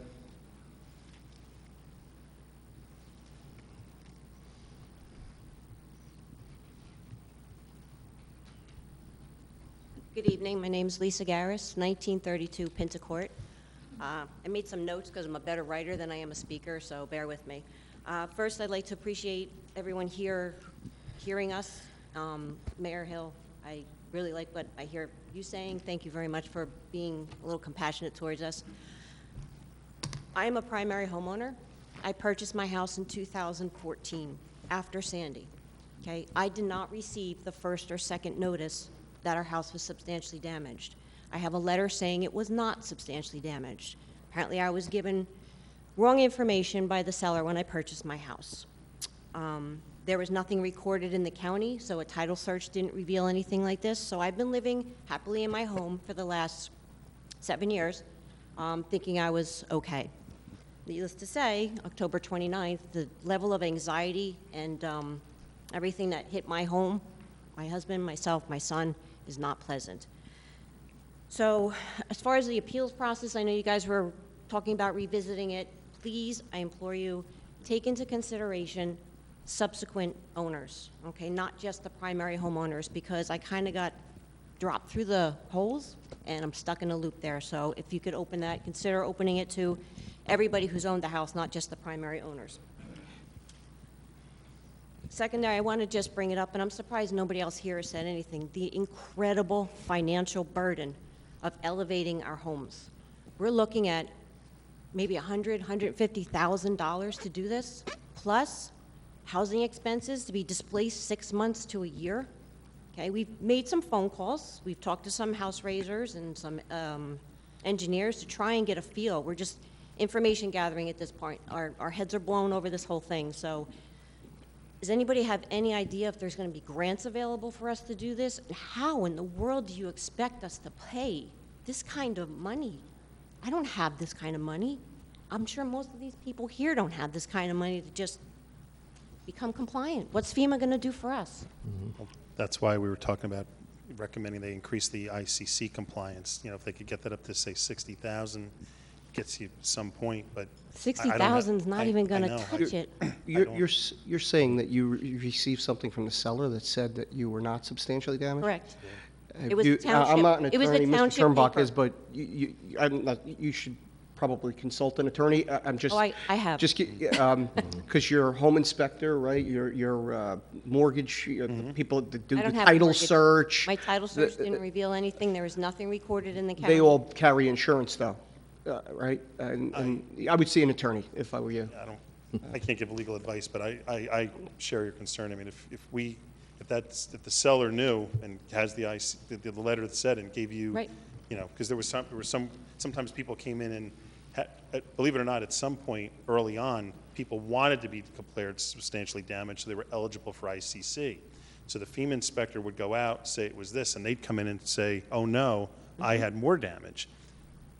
That's probably why they had two letters. Why they showed you one and not the other, I don't want to speculate. I understand that, and I'm not here to Yeah. tell you my legal problems. That's a whole other thing, but I just would like to please ask you to consider subsequent homeowners in the appeals process, and also if there's anything you guys can do to try to push FEMA to allow grants for these things. I mean, I don't know how the average person is going to be able to afford this kind of an expense to become compliant and still be able to live here and not, I don't know. Okay? Thank you I very much. agree. Thank you. Okay. Let me just do the gentleman right here in the red up front first, and then. Thanks, everybody, for presentation. That was excellent. Learned some things. Just your name and address for the record, sir, and just step up to the mic. Louis Duarte, 230 Catherine Street, Marlette. I also appreciate the comments you said, Mayor, about the base flood elevation. Those flood maps before the storm, the levels were lower, we were in compliance. After the storm, not so much. And now, if they're going to be readjusted, that's something that we definitely have to look at. I jotted down some notes. The definition of substantially damaged, I mean, I think everybody who witnessed Sandy is going to say that there was substantial damage. I mean, I was devastated with what was in the house. However, at the time when I went to apply for an electrical permit to do that, I was told that substantially damaged was based on the house assessment value on tax records, which was about $50K. So it would be very easy to spend $25,000 to repair the damage on a house. And if that was the case, I think everybody that got wet was probably substantially damaged. However, if the definition is market value, right, I could only go by what I paid for the house was a whole lot more than that. But if I go by what my homeowner's insurance says, it would cost $150,000 to replace the dwelling. My insurance check was less than half of what my insurance company says. Can I try to answer that? Sure. Your insurance company, when you pay for your policy, they list replacement cost value. Yep. That's different than market value. Is market value higher? No, a lot of time. In the case of, say, some of the beach bungalows, those houses were built in the 30s. You couldn't even build a house like that to today. This code. So, although I'm sorry. So the cost to rebuild it to today's code would exceed its value. That's where some of that difference comes from. And the cost to rebuild a house versus what it's that the standard is market value, not replacement cost value. Like I said earlier. So what's market value today? Market value, and I'm sorry, that was the other question. You talked about when you bought your house. It's the value of the structure. When you bought a house, you bought the house and the land. Right. The code it's the market value of just the structure, not the land. So as we all know, especially out on the island, most of the value, especially with some of those bungalows, 90% of the value is in the land, not the house. People demolish the houses and they sell the lots for almost the same price. And the insurance company didn't give me enough money to even raise my house. Well, If I took my insurance check plus the ICC money, it wouldn't pay for me to raise my house, and then I would still have to fix it. Agreed. That's why we were saying in New Jersey that that extra 30,000 doesn't go high enough. I agree with you. I agree. And then $60,000 sounds like a lot of money, except that's 1 year's tuition at my daughter at UConn. So when Sandy hit, I had 2 kids in college, couldn't do it, and I still have a kid in college now, a freshman at UConn, paying about $60,000, so I still can't do it. I was going to suggest that if the definition of substantially damaged went from what it says on the tax records versus what the market cost is to replace a house. Right now, the construction costs have gone through the roof. I have neighbors that are looking to rebuild homes in our Sunset Manor Association development. They're getting quotes of $600,000 to put up another house there on a 50 by 50 foot parcel. So the costs are very high.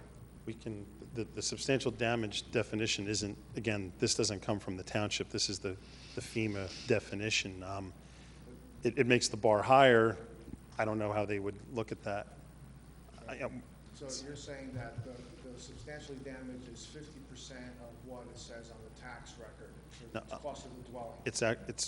Let me clarify that as well. It's fair market value. In 2012, we had just finished the reval, and at that time, the tax assessed record value of the property and home there was no equalization ratio, so we were able to use it. If it was, say, this year, if there was an equalization ratio, we would have to use that. But the tax assessor sets the market rate of the house structure, not the property. And FEMA, well, it depends on the home. You take your property tax card, and if you went back to your 2012, you would see an improvement value and a land value. It would be the improvement value on your tax bill from 2012. That's the market value of the structure. And then the damage was either the insurance claim, or if there was no insurance, the number that the FEMA inspector gave us. So a house with no structural damage. Again, it's not, Water up to 4 feet. it's not structural damage. The way, again, to try to explain this is FEMA keeps writing checks and writing checks.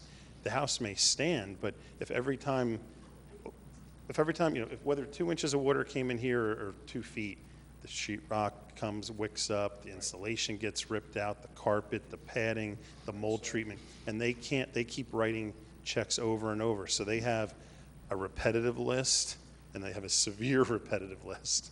And these are properties that say, I'm not going to fix it, just keep giving me checks. And this is their attempt. Yeah. My house was never wet before Sandy. Yeah. It was never wet before Sandy. But you're telling me if I get 3 inches of water in my house, or I get 4 feet of water, it's going to be the same assessment. It's still. What I'm saying is, as the gentleman said before, most people end up cutting, the sheetrock wicks up and it gets moldy and the insulation gets wet, and that work ends up being a certain amount of money, whether it's 2 feet or 2 inches. If it's a really large house with a high value, that percentage of work may not put it over the scale. If it's a smaller house and that is more than half of its value, FEMA says, and again, I didn't write this code, but that's what they make us enforce. I'm having a difficult time accepting the value of the house being what it says on the tax record, but I know there's no way in hell I could ever replace the house for 50 grand. It's a crude example, but think of a guy that chops a car. The parts are worth more than the whole, It's sometimes, the rims and the airbag and the engine may be worth more than the $2,000, junker car that it's in, that. Well, it says we know. No, and we're, I get it. I understand. We get it. He just using that as an analogy. I've never even taken a penny from FEMA, and you're saying they're repetitive, people are getting Yeah. involved. Sir, hang on, we're going to go one at a time. I'm sorry, just so everybody can have a chance to talk. There's a gentleman over here on the right.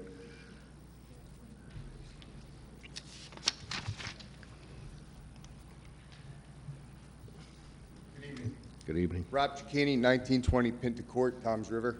I could do a Q&A on this, and I'm not going to tonight. I mean, you could ask me a million questions, but I just want to make it clear, and I ask the board and Mr. Mayor, Google is your friend, and I feel bad for this gentleman. Just Google FEMA, and you're going to learn everything you need to know about tonight.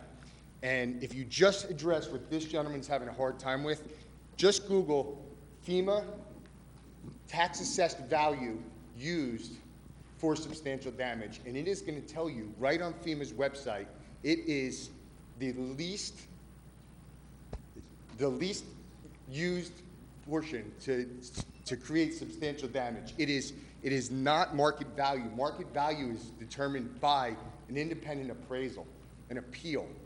And FEMA will say right on their website, during storms such as Superstorm Sandy, townships on the initial may revert to their tax assessed value on their structure because there's such crazy damage and they need to come up with a value. But during the appeal process after the fact, when you hire independent appraisals, you're going to find out that that value is erroneous. It is not even close to the true value of a structure. Just take the purchases. Just go back to 2011. Take all the purchases in 2011 of these homes that were substantially damaged. Arm's length transactions, 20% down mortgages, okay? And you're going to find out just from those appraisals what the true value of the structure is. You can't take a $620,000 purchase in 2011, right before Superstorm Sandy. The value of the land at $230, it closed at $620. You have $400 and something thousand in structure. and then after Sandy say that the structure's worth $150,000. It makes no mathematical sense. And I will tell you, it's easy. You don't need, no one here needs me to tell you this. Just Google. Just Google FEMA, Google Sandy, Google everything, every question that came up tonight, and you're gonna have 100 pages of documents. And what I will say is, if we can have this meeting again, and whoever Mr. Jacalian talks to, and I understand he has to do his job, whoever that FEMA rep is, okay?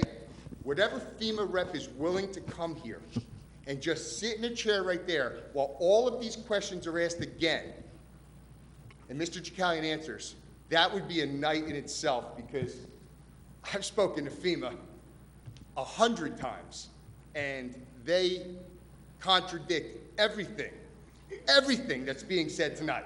So I will ask every one of you, and I know, Mr. Roderick, you will make that phone call. You call FEMA and you ask every question that was brought up tonight if that is a fact and this municipality has to enforce those rules.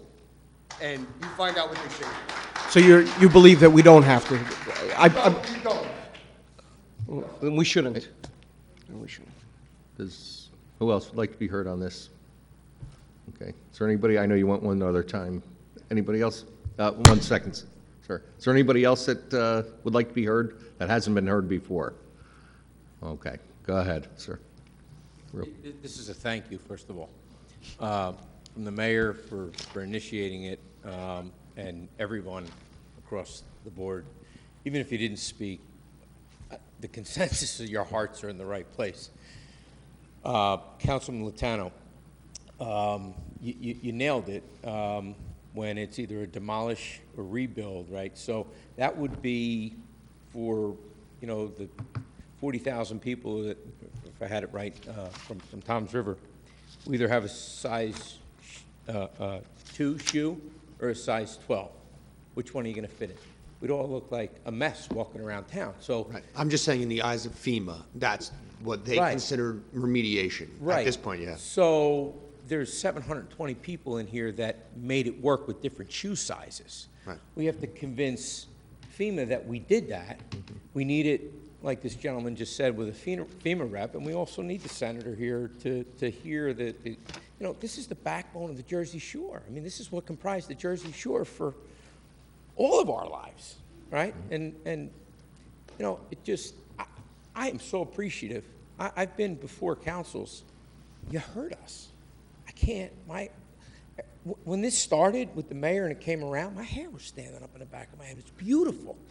Thank you for listening. And I couldn't get off of this without acknowledging Lou, because he's just sitting there quietly, but the man was there the night of the storm. I can't imagine what goes through his mind when he hears all these different stories. He was saving lives that night. Lou, thanks for all your service to Toms River.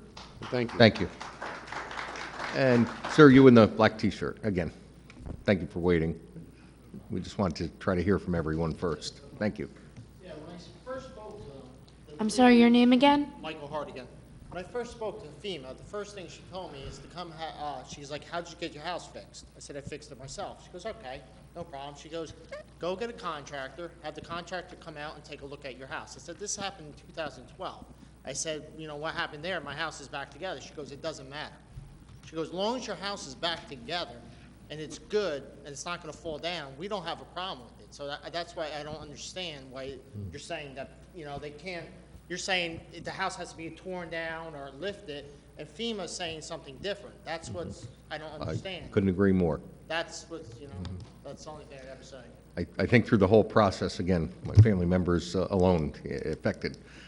Depend who you got on the phone with FEMA, you got a different answer. And you use their, They actually called me at 11 o'clock at night. Yeah. Because they actually transferred me and escalated it. And then when she called, it was like an hour and a half waiting list. And then she actually did call me, and she actually woke up. And I did speak to her, I explained the whole situation, and she was very nice. And she was like, no way would FEMA ever say any of this. They don't want you to, do any of that. Like, if your house needs to be ripped down, it needs to be ripped down. But she goes, it doesn't sound like it. She goes, hold on. And she looked at all my paperwork, and she goes, I don't understand what this town is saying.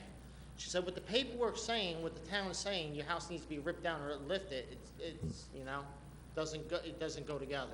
I hope you're right, sir. And like Mr. Davis, the insurance guy, was saying, I mean, what FEMA's told the townships, if we don't comply with them, they're going to drop the entire township. Right. So we're definitely getting conflicting information. Exactly, that's why, like these gentlemen said, it would be great to have someone like, the guy out here Yeah. to actually explain it, because, we're on the websites, we're speaking to them, and they're saying something, we're reading different things. And then we come in here, we're hearing, it's different. I would back love and to forth. get a rep from FEMA here. Absolutely. I don't know if they're that brave. Get more than one. I mean, if you can make that happen, When were you we, guys are the ones, so. when were we told to do this?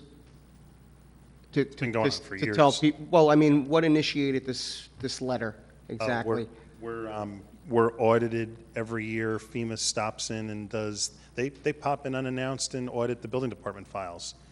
They schedule, with the CRS program, they schedule a 2-day meeting where they go through all our records, so And they told us that we should multiple send this out to people and say, hey, you have to do X, Y, or Z, or you're not going to get a building permit, or you're not going to be able. But to your point, So the CO was their recommendation, not ours? No, the CO, holding back the rental CO was an interim step that I put forth to prevent them requiring us to fine everybody. That's what they wanted. So you offered the CO On as a rentals means as of.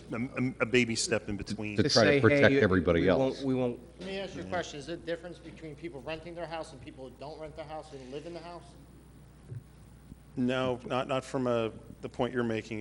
It's more of again, another notification step. I mean, that triggered the associations to start sending out notices and getting more information out there. I mean, I can't, I know I mailed those first 2 letters.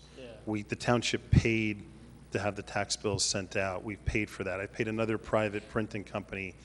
It's been on the website. We've done all that, but this is another step. I spoke to the lady, she literally woke me out. I went to the website, I looked at the website, I got the phone number, I spoke to someone. I actually fell asleep, and then they called me at 11 o'clock last night, and then when we went over everything, she actually woke me Listen, up. you telling. What she says and what you guys said, it's different. That does not surprise me at all. I mean, just as Because kind of, that's why you have to have all 3 people in the room. kind of funny story, and I won't give names, but, when Lou and I will remember, when we were rebuilding the town after the storm, FEMA and representative come, hi, I'm Joe, I'm working with you, but, and then 3 weeks later, there'd be a new guy. And we say, you're not Joe, you're number 12. Because you leave, and then another guy, and he tells me the opposite. I get you. I think moving forward, we'll get a point person in this FEMA district. Some person who answered the phone in Texas who, I don't even know if they're in the mitigation unit. FEMA's, I got the CRS desk manual for substantial damage on my desk. That's the person that matters. Scott Dwell, who's the section chief, he's got 2,000 people that report to him on the East Coast. He's the guy I listen to. When he tells me jump, I say how high. Okay. So. Like I said, I spoke to the lady, and she Yeah. was from Texas, and that's where she said she was. That's why I've been telling people or asking people, when somebody gives you give me their name and number, because I want to take them and send them to Scott. Believe me, if I'm wrong, I'd love to be. I got her number. I just don't. You want her number? Yeah. Email it to me, because I'm going to be sending all of these to Scott. I got Because you, I got you. Okay. Because what's frustrating is they tell me to do something, and then somebody from their organization makes it sound like, I didn't make this up. but- Did we give them an enforcement date? Did we, in writing, commit to a date with FEMA as far as the CO is I was concerned? thrilled that they didn't make me do it, and it's out there. They didn't give us a date, and I wasn't, at the time, didn't really want So to we're ask not, for one. we're not actually committed to a date Not as yet. far as enforcing the CO? Not yet. So if people were for the CO, no, the CO went into effect when the deadline ended. But when fines would start, So I'm not that's supposed to live in somewhere my out in the house? future. Excuse me? I'm not supposed to live in my house? The rental CO. The rental CO. So that's what this letter was I don't about. rent my house, so. Right. Yeah, So you're- It's my house, it's my house, I live in it, yeah. So I think you're fine then. He's fine, yes. You're fine. Yeah, but like I said, when I'm. But for how hearing long, from her, right, yeah. When I hear from her, and then when I hear from, him, it just. Now, let's say he needed an air conditioning unit, and he went to pull a permit. He wouldn't be able to receive one now? No. But wouldn't that only encourage this gentleman to change the air conditioner without a permit? Well, then he's, And- technically, then he's in violation of the building code. But he already is. So, I mean, then we're kind of like not inspecting people's homes, It's, right? We would want to inspect the work, you would think. it's a tool to, and again, I don't want to say it this way, but, breaking another law to get around breaking the first law, it's, how far do you want to go? But these are the tools that FEMA recommends the towns do to step it up, like to turn up the pressure to bring compliance again. I think the township is up against a wall, and we need FEMA to give us an extension or more clarity or something. Yeah. Other than that, I mean, everyone in this room is, you're kind of just waiting for the axe to drop, so to speak. Yeah. Yeah. Well, perhaps Mayor Hill could just not instruct anybody to stop filling these rental COs for the time being. Let's Right? get Until- some clarification from FEMA and some legal advice, I think, is the first step. Legally, right. Yeah. We have an agreement with them to hold off the fines, so if we don't, Yeah, we wouldn't ask anybody to intentionally violate the law. We'll get back to you in a moment, sir. We're just going to ask for a quick 5-minute recess, and then we'll continue on with this. No problem, sir. Thank you. All right. So again, we're going to go into a 5-minute recess, and then we'll pick it up again.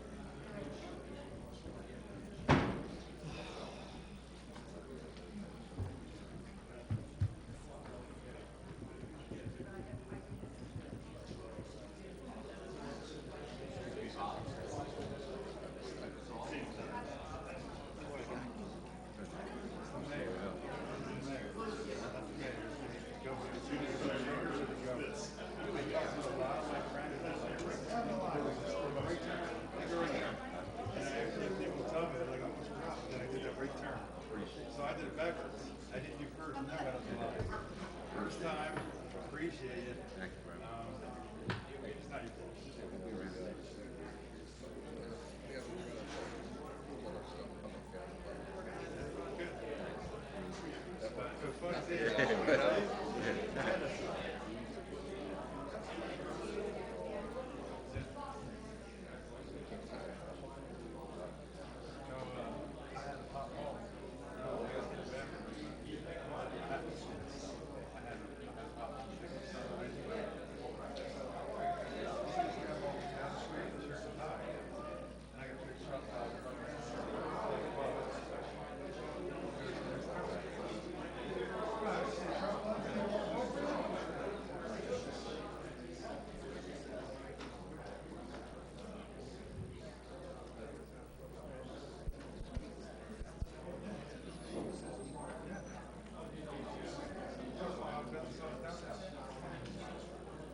This is straight down, make a right. That's what I told all of you, my son-in-law. He's like, we're going straight down, take the right turn. Here's why. I hear you. No, who's the mayor's,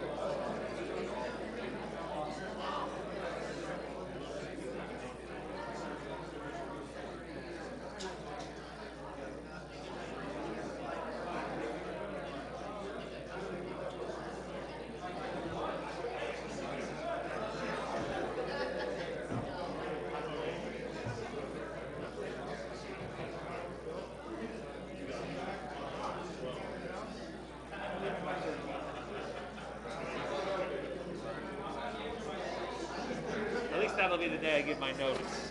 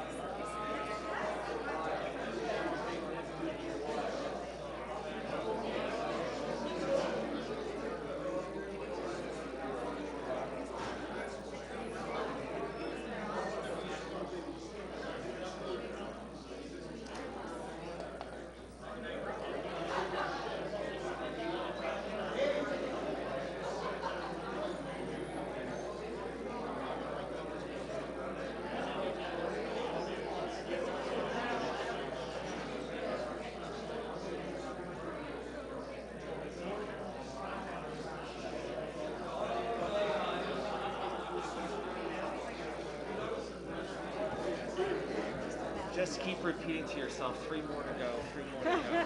I do. He said, what are we gonna do? And I was like, get a life.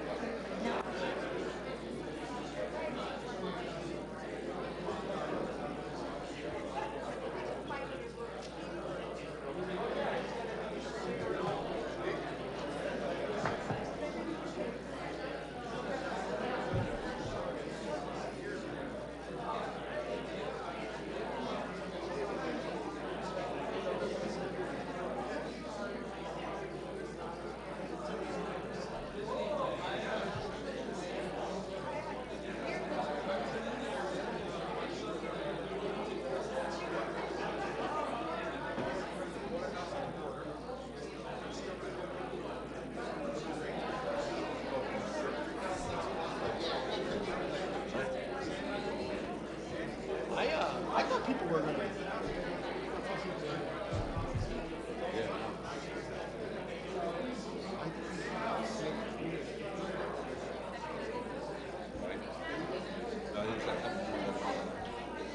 Did you make it clear?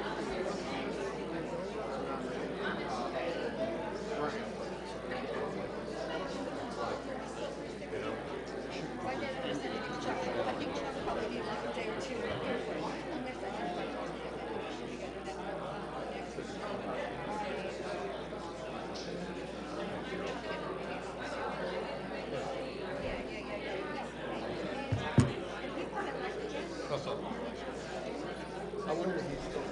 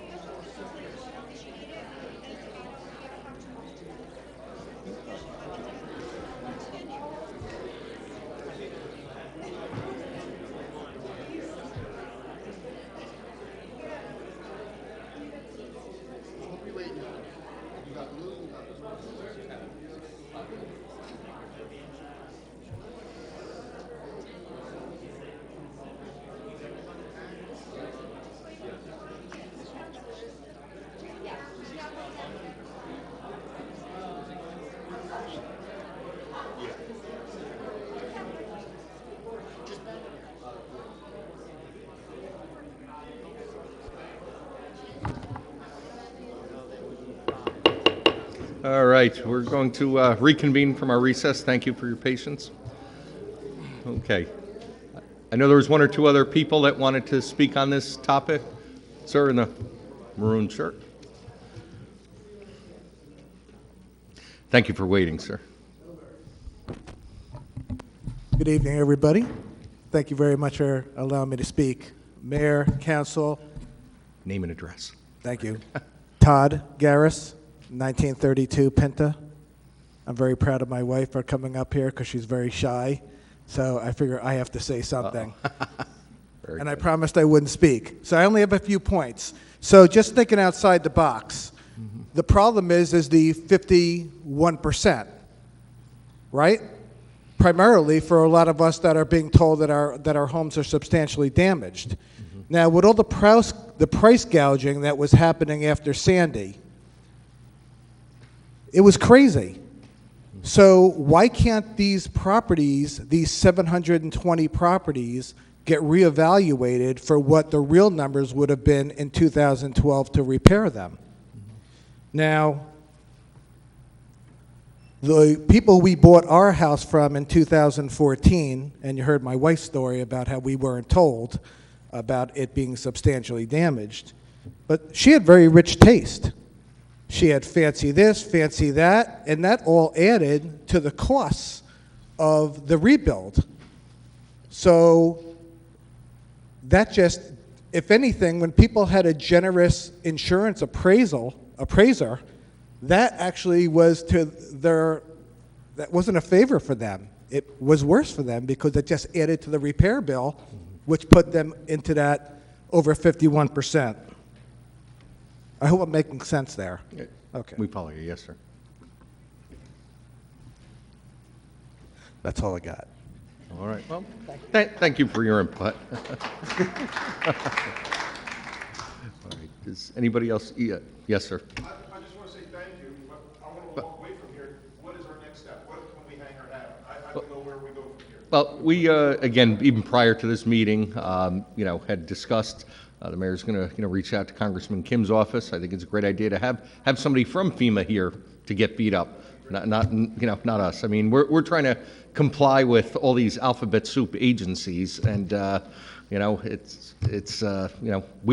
I certainly don't have all the answers. I know I lived through Sandy just as you guys did, and I just said it earlier. Most of this town kind of almost laughed at us when I used the example, Superstorm Sandy was over when your power came back on. Many people were still living it. My own mother, crying. She got back in her house, then had to raise it. She moved back in with me a second time.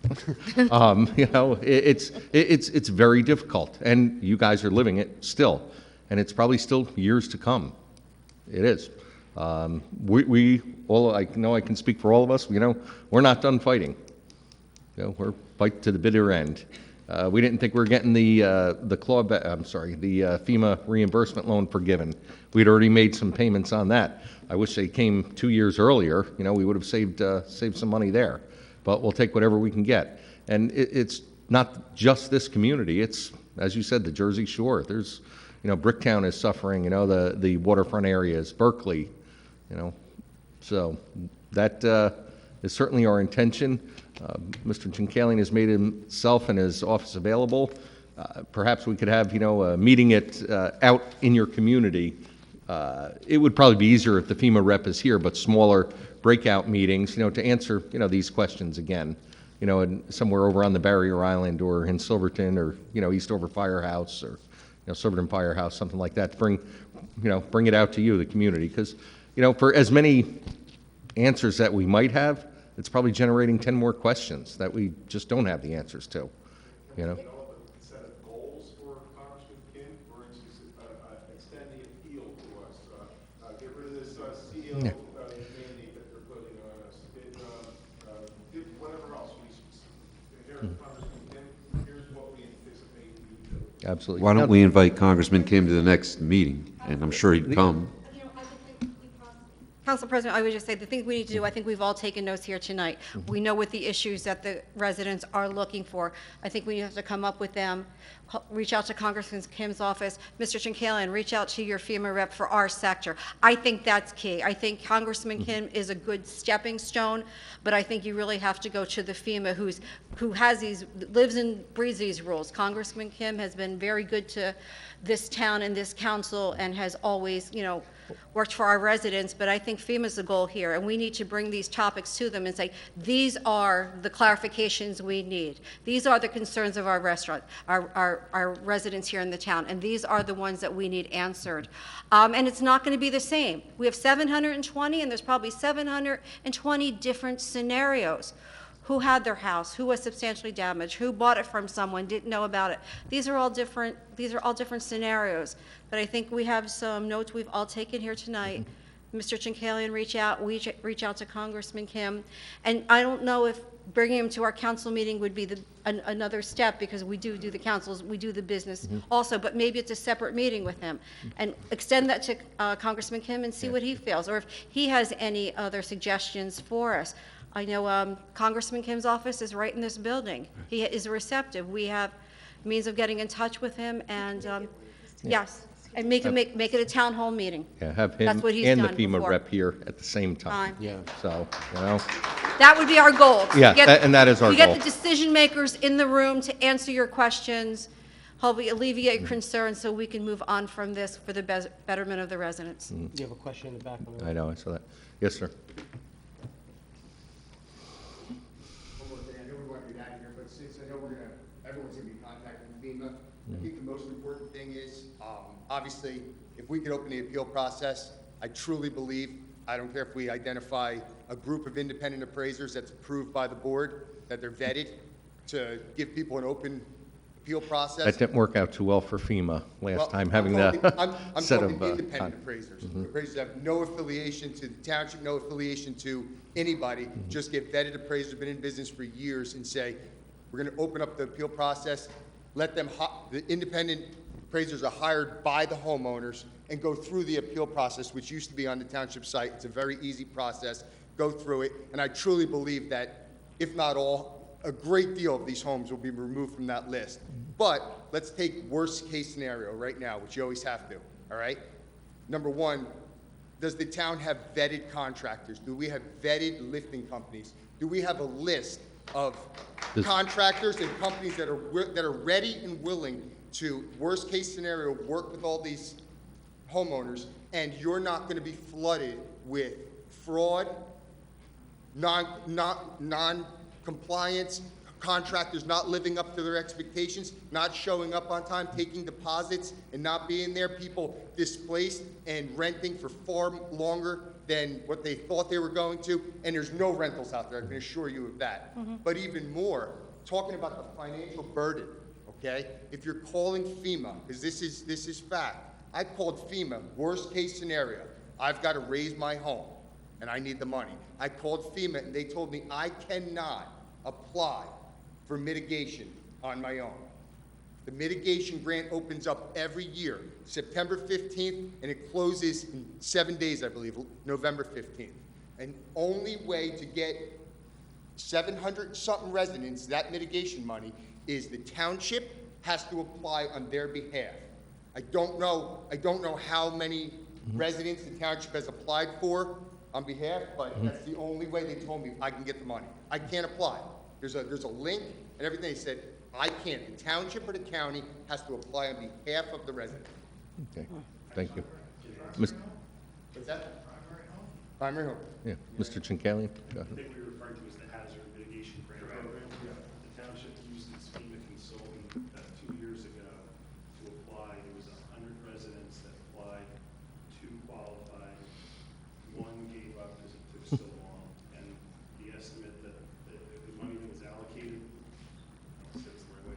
Luckily, the one person bailed out, gave up, because the other homeowner needed that money because the estimate is even higher than that. So that program.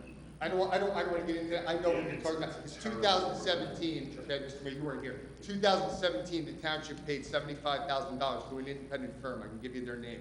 They paid $75,000 to that firm, and out of 700 some, I don't know how many were there, they only filed 35 applications to FEMA. Out of the 35, FEMA told me only 2 were done correctly. And then the township took that bill, sent it to FEMA and asked for reimbursement. FEMA said no, so the township paid that $75,000. So believe me, FEMA is not shy about sharing everything if you call them. They're not shy about sharing your business. They're not shy about sharing anyone's business. They tell you straight out where it goes. So you can look into that too. That was 2017. There was $190 million for the mitigation, and the township, for whatever reason, I'm sure they're bogged down with work, they hired an outside firm to do the applications. They only filed 30 or 35 on behalf of the residents, and only 2 were done correctly. So I don't know, I don't know the backstory of that or who that firm is, but you can look into that. I'm just saying, there's money out there. I called them tonight on the way, and they said there is a pool of money every year. You just have to apply, and it closes in 7 days. 7 days from today. The 15th, November 15th it closes. Okay. I'm sorry, there's a couple things that were inaccurate there. That program has specific requirements. When the firm that we used, who was very successful in doing all of our Sandy reimbursements for all the township work, Wood O'Brien. Tens of millions of dollars they got for the township. There were certain criteria. I don't believe secondary homeowners applied. So although everybody applied, not everybody was eligible, met the criteria for the grant. So it ended up whittling down to the 2, but it wasn't based on error. It was based on they didn't meet certain criteria that the grant program had. So I think that just needs to be clarified. All right, thank you. Okay, one second. Anyone else other than you, sir? Okay, go ahead. Step up to the mic, if you would. And Just to this gentleman's point, what do we walk away from here? Earlier, the mayor suggested possibly maybe suspending the CO on the rentals. I mean, I want to go home and put my head on the pillow tonight. Am I returning all the deposits for the 16 I think weeks? we need to do is the problem I have is FEMA's maps are not done. Correct. And everything that we're talking about tonight is based on those maps. So until the maps are straight, I want to see if we can't continue to issue rental COs. Thank you. That would be my goal. Because FEMA doesn't have the map, which is what they're basing all this stuff on, that you've got to mitigate your house, then I want to see if we can't suspend that and do rental COs for the next season. You're talking about the summer season. 22. Yeah. And how would we see follow-up to today's letter? We're going to talk with both the congressman and FEMA, and we're going to say, look, we're going to put it back in their court. You were supposed to have these maps in a timely manner. You have not done that. We're not going to penalize our residents because your maps aren't out. So until you get your maps out, we're going to do business as usual with the COs. That's what I would like to see. Whether that happens or not, we have to talk to FEMA, but that would be the logical thing that I could see happening. And to the gentleman who was up here before me as the home improvement contractors, as I am one, this has never been a worse time to attempt to try and do something like this with a massive labor shortage. We're in a material spike, so it's bad on top of worse right now. So if we could make it through 22 while we continue to investigate and put pressure on FEMA. I know Mr. Chakalian is trying to do his job, but at the same time, it's on the backs of a lot of hardworking people. Thank you. Thank you. Okay. At this time, I'm going to open up the two elected official comments. Mayor Hill? Let me get my notes. First of all, I want to commend the Toms River Police Department. We were recognized as the safest, largest city in Toms River, and I think that's a credit to, number one, our residents, and also to our police department, which does a lot of community policing, and they're out active in the community, and I want to salute them, Chief Little and his staff.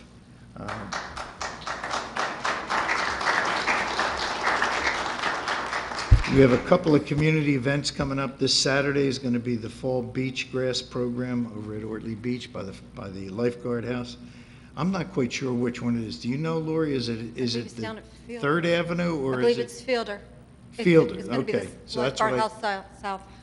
Okay, so it's the Fielder Lifeguard House. Also, Pleasant Plains Fire Department's having their annual pancake breakfast on the 21st, which will be before our next meeting. So that goes from 7 to noon. If you haven't gone there, the pancakes are great. You can take them home. It's a big fundraiser for them, so please support them.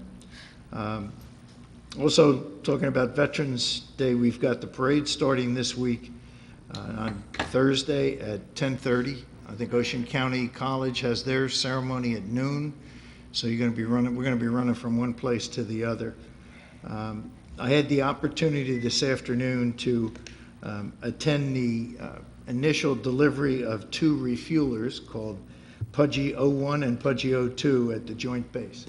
These are new KC-46 Alpha refuelers. They're Boeing airplanes. They're meant to replace the KC-10s and the KC-135. So, it's a sign that there's vital activity at our base. I tell everybody that that's the only base on the East Coast where you can train troops on anything from a handgun to a howitzer, and then literally drive them across the airfield, and they can deploy on a C-17. So these refuelers work all around the world. They're stationed out of Joint Base McGuire-Dix Lakehurst, and I think it's a big feather in the cap that the first 2 were delivered to the Joint Base. I also want to add, when we're on the Veterans Day, and our Planning Board recently approved the site plan for the new Veterans Administration community-based outpatient clinic. I'd like this council to consider a resolution that we suggest the name of that facility be named in honor of Lieutenant Leonard Bud Lamel. He's an Army Ranger who scaled the cliffs at Pondahoc, went inland, took out the guns that were firing on the troops at the beach. He was the guest speaker at the 40th anniversary with President Reagan back in 1984. Anybody that knew Bud he was a humble man. You would never know his background. He was awarded 2 Silver Stars for his action, one at Pont de Hoc, one later at the Battle of Kessel Hill in Belgium, where he was the only officer that survived the attack. He was a humble gentleman and a true American hero. He's featured in The Greatest Generation by Tom Brokaw, and I'll tell you, he's also highlighted in the American Cemetery Museum at Normandy Beach. So I would ask this council to draft that resolution, and we can forward that to the VA after the next meeting. And that's all I have. Thank you. Thank you. Councilman Marabra? I just want to thank all those who supported me in the election. I'm humbled by your support, and I'd also like to congratulate all those who won for council. James Quinless, David Sikosi, who I see is out in the audience, and my good friend Justin Lamb. There's obviously going to be changes in Town Hall within the next month or so, and change is good. So I wanted to thank everyone again for supporting me, and other than that, I have nothing else. Oh, I believe Andy Kim is having a town hall this Thursday. So I'm not exactly sure of the time, but I just received a message from a constituent, so you may want to look that up and attend that and express your concerns to Andy Kim as well. It's a Veterans Day ceremony town hall, that's what it is. So it's not a... No. It's at Ocean it's County not- It's at Ocean County College. It's at Ocean County College. It's actually too late to attend in person, but if you'd like to attend virtually, you can either contact Congressman Kim's office or email veterans@ocean.edu. You may catch him over there. I don't know. I would reach out if you're allowed. I don't know, but just something to consider. You can't attend personally anymore, but you can attend virtually. Thank you, Laurie. I have nothing further this evening. Thank you. Councilman Latano. Thank you, Council President. I just want everyone in here to know that the council, the mayor, and the engineering department, the building department, nobody wants to put any hardships on any of our residents, especially those who have already, had the hardships of Hurricane Sandy. We're going to do our best to work with FEMA. I know we have a list of things to do now. We have to reach out to Andy Kim's office, reach out to FEMA. Our legal department has to find out what we can do legally about the, applications for appeal. And we're going to do everything we can. I know some people have asked, what's the next step? You can email any one of us. Our email addresses are on the township website. And also our meetings. I know some people said that they heard about the meetings from neighbors or whatever. They're the second and fourth Tuesday of every month. And we encourage everybody to come and attend. I know a lot of you guys come every single week, and I always tell you I appreciate it. Having people in the community come and express their issues, that's how we find out about a lot of things. So the second and fourth Tuesday of every month, and I look forward to seeing you. Thank you. Thank you. Councilman Turnbull. Thank you, Council President. There's a sheet up on the table by the microphone referencing Code Blue. And Code Blue is a program that runs from November through March 31st here in Toms River. If you're suffering from housing insecurity, you're homeless, or if you know someone that's suffering from housing insecurity or homeless, and the temperature drops below 35 degrees, you can go to our Riverwood Rec Building overnight from 5 p.m. to 8 in the morning. You're going to get a warm meal, you're going to get a warm place to stay. So any night in the months of November, December, January, February, and March, the temperature drops below 35 degrees, we will be open at Code Blue. We do pick people up at the Toms River bus station. If you know people, please let us know. Let the police know. Police are fantastic in getting them up to our Code Blue facility. We're on our 84th week of the food distribution at the Toms River Presbyterian Church. We started it with COVID, and we've continued on. This week will be 84. On the 85th week, November 19th, we've worked with Fulfill. We're going to have 1,000 turkeys coming in for people that need food for Thanksgiving. So we have a tremendous group of volunteers. A lot of them are here. They're here every week.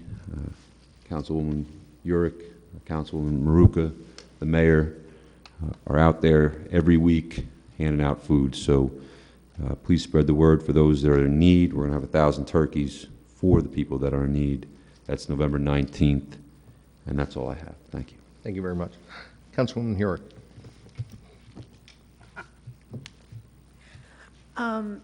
Just wanted to encourage everyone to come out on Thursday for the Veterans Parade, and also the OCC ceremony that it's at noon for veterans. That's open to the public, both of those events. I know it's during a work day, so it's difficult for a lot of people, but it's so important that we show our support to our veterans.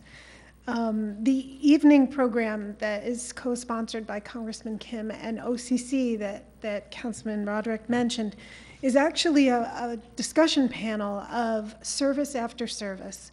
So it's a discussion panel of service members who are serving the community after they've served the country, and they're discussing those points. And we actually have, Mayor Hill and Councilman Kopp, who are both examples of just that, serving the community after they've served the country, or even during. Councilman Kopp is still in the reserves, yes. So it's too late to attend in person, but you can still, as I said before, email veterans@ocean.edu or reach out to Congressman Kim's office. In terms of trying to catch Congressman Kim at that event, this is specifically to be respectful to the veterans and to allow them the opportunity to speak about their service. So that might not be the best day to try to catch him, although Congressman Kim would absolutely give you his attention. But you're better off either contacting his office specifically about your specific case, or which I'm sure we're going to be able to arrange for him to do a town hall about this, because he does town halls twice a month, and I'm certain that he'll be more than willing to meet with us and the members of the community. He's definitely not shy, and it's kind of funny when you go to events with him and you know the person who's assisting him, and they keep losing track of him because he's all over the place talking to people. It won't be a problem. So I'm sure, but the veterans event probably won't be the best place to do that. So that's all I have. Thank you. Councilwoman Maruka. Thank you, Council President. We've heard the concerns of the residents tonight. There are 720 homeowners, whether it's first homeowner or second homeowner. In our eyes, that doesn't matter. You received a letter that kind of turned your world upside down from an event that literally turned your world upside down 9 years ago. We'll do everything within our power to get you some type of a resolution. We have homework to do. We need to contact, as Councilman Latano said, we need to contact Congressman Kim's office. We need to get someone from the field office that deals directly with Toms River, because that's the person who our engineering department interfaces with on a weekly, monthly basis, and that's where kind of take our marching orders from, because they're familiar with Toms River, with all the properties we had. I mean, we had over 10,000 homes that were destroyed. 3,800 of those were substantially damaged. We're down to 720. We need to get this done sooner than later. Hopefully we can resolve maybe getting some get some commitment from either Congressman Kim's office or FEMA within the next week or two. I know that's putting on a timeline, especially with the Thanksgiving holiday approaching in a couple weeks, but we'll do everything in our power that we can, get some commitments, and we'll get the word out to the residents. Our website, our social media is the best. We also have a lot of people here from the Barrier Island through your homeowners associations. That's one way we can do that. So Sherry, we've heard you. We'll go to bat for you the best we can. And I think from our perspective, we're going to have to do whatever we can within the legal steps of the law there that are provided. Because we also have another 8,000 homes that you don't want to jeopardize their National Flood Insurance Program membership into that too. So it's a balance, but we'll do the best we can with that. There's an event coming up. It's on December 5th. It's called the Jingle Bells Run. It's put on by the Toms River Police Foundation. I know we're about a month out, but I just wanted everybody to know about that. They have a 1 mile fun run. They have a kitty dash 1 mile fun run, and it's a 5K downtown. And they choose a charity every year for their proceeds to help. It funds scholarships through the foundation, but also they choose a charity within the community. And I'm really pleased that this year they chose A Need We Feed, who does tremendous work in our community, along with the other organizations that we work with Just Believe, Code Blue, and Fulfill. So if anybody wants to come out and support the Toms River Police Foundation, which in turn supports A Need We Feed, this is a perfect way. It's a family event. It's a fun event. I'd encourage everyone to come downtown and sign up for some aspect of the Jingle Bells 5K on December 5th. I think you have to register online this year. That's the first time. So if you're going to run the race, please register online beforehand. I don't think you can sign up on the day of the event.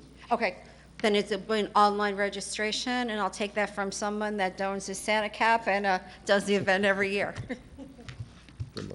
That's it, Councilman. That's it, okay. Councilman Kopp, any further comments? I just wanted to say I apologize that I couldn't be there tonight in person. Unfortunately, I got stuck on the road. I want to appreciate everybody coming out tonight in regards to this FEMA issue. You've been heard. We will have to get to work to figure out a solution. I just want to make a reminder about the Veterans Day Parade on Thursday. I'll be in attendance with my family, and we're looking forward to a big turnout there to support our veterans and all they've done for our country. And that's all, Council President. Thank you. The only thing I have, again, I'd like to see as many people at the Veterans Day Parade as, come out for other parades. They certainly deserve our respect for everything they've done for us. And again, back to the FEMA, I was on an ambulance all during Superstorm Sandy. My family was affected. I helped George Casimos with the Stop FEMA group, setting up meetings. We're not going to stop fighting for you. As I said, one of my own family members received a letter that he too was misunderstood, that he wasn't going to raise his house, and everything I've heard from each and every one of you. So we do. All of us have a personal vested interest, like it's our own home, and we're not going to stop fighting for you. That's what we're supposed to do.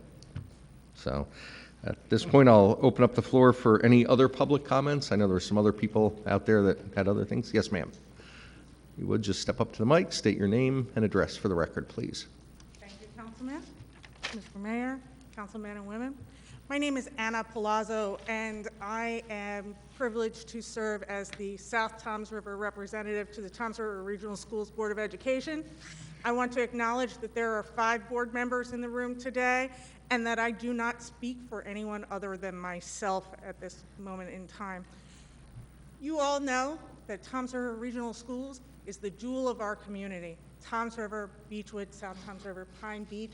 The school district is what takes care of our community, our children. It is our single greatest asset. So why am I here? Because I'm sure you all agree.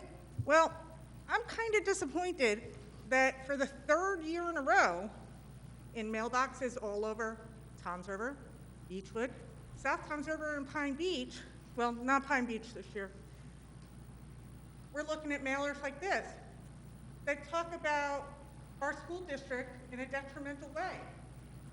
Talk about tax increases and sports and extracurricular activities being cut. You may not know this, but Toms River Regional Schools is the 19th best school district for sports in the state of New Jersey. Toms River High School South, number 17, went up 5 places last year after we cut 50 paid coaching positions 2 years ago. Why did that happen? Well, our community stepped up for our kids, and we replaced those 50 paid positions with volunteers, because this is a service-oriented community, and we love our kids. Toms River loves our kids. Beechwood loves our kids. South Toms River loves our kids. Pine Beach loves our kids. And our kids love us back. Take great care of us. Come back and take care of us, our population. They are our future. Why in the world, when we say, as elected officials, that we're here to care for our community, are we destroying our single best asset in mailboxes in 4 different towns? It's a disgrace. And not only is it a disgrace perpetrated by a select few, yes, but we're all culpable because we don't call them on it. And quite frankly, some of this stuff, it hurts our feelings. They said really nasty things about Mrs. Howe, Mr. Nardini, myself. other members of the board, it doesn't matter that they hurt our feelings. We're just a couple little people. But when they hurt our school district, they hurt our towns, they hurt our property values, they hurt our pocketbooks, they hurt our reputation. It's disgraceful, and I don't care who did it, but by being quiet about it, we're all culpable. Every one of us, we're complicit, and we need to stop it. We need to stop allowing people to tear down our single greatest asset. Toms River is the 6th largest school district in the state of New Jersey. Our test scores are above the state average. Our children go to Princeton and Harvard and NJIT. They go to the military. They do us proud. We want them to come back. We have to stop tearing down Toms River, Beechwood, South Toms River, and Pine Beach. And we have to do it together. You want to step up? I thank you all for your service. It's wonderful that you're all sitting there. Do good things. Advertise yourself. Tell me what it is that you're going to do for me, my community, my children, our elderly, and our pocketbooks. And stop tearing down the people who are actually doing something.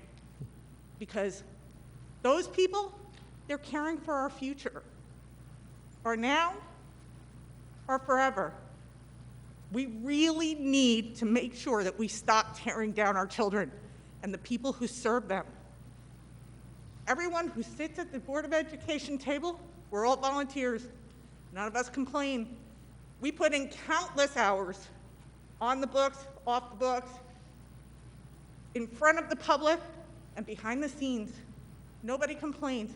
We are paid with the joy of the success of our children at graduation. And we share that with you, our children. We do this together. All of our taxpayers do it together. Together, we can help Toms River schools and our children and our community succeed. I believe that strong schools create strong communities, and strong communities support strong public schools. I do not believe that this is acceptable, nor this,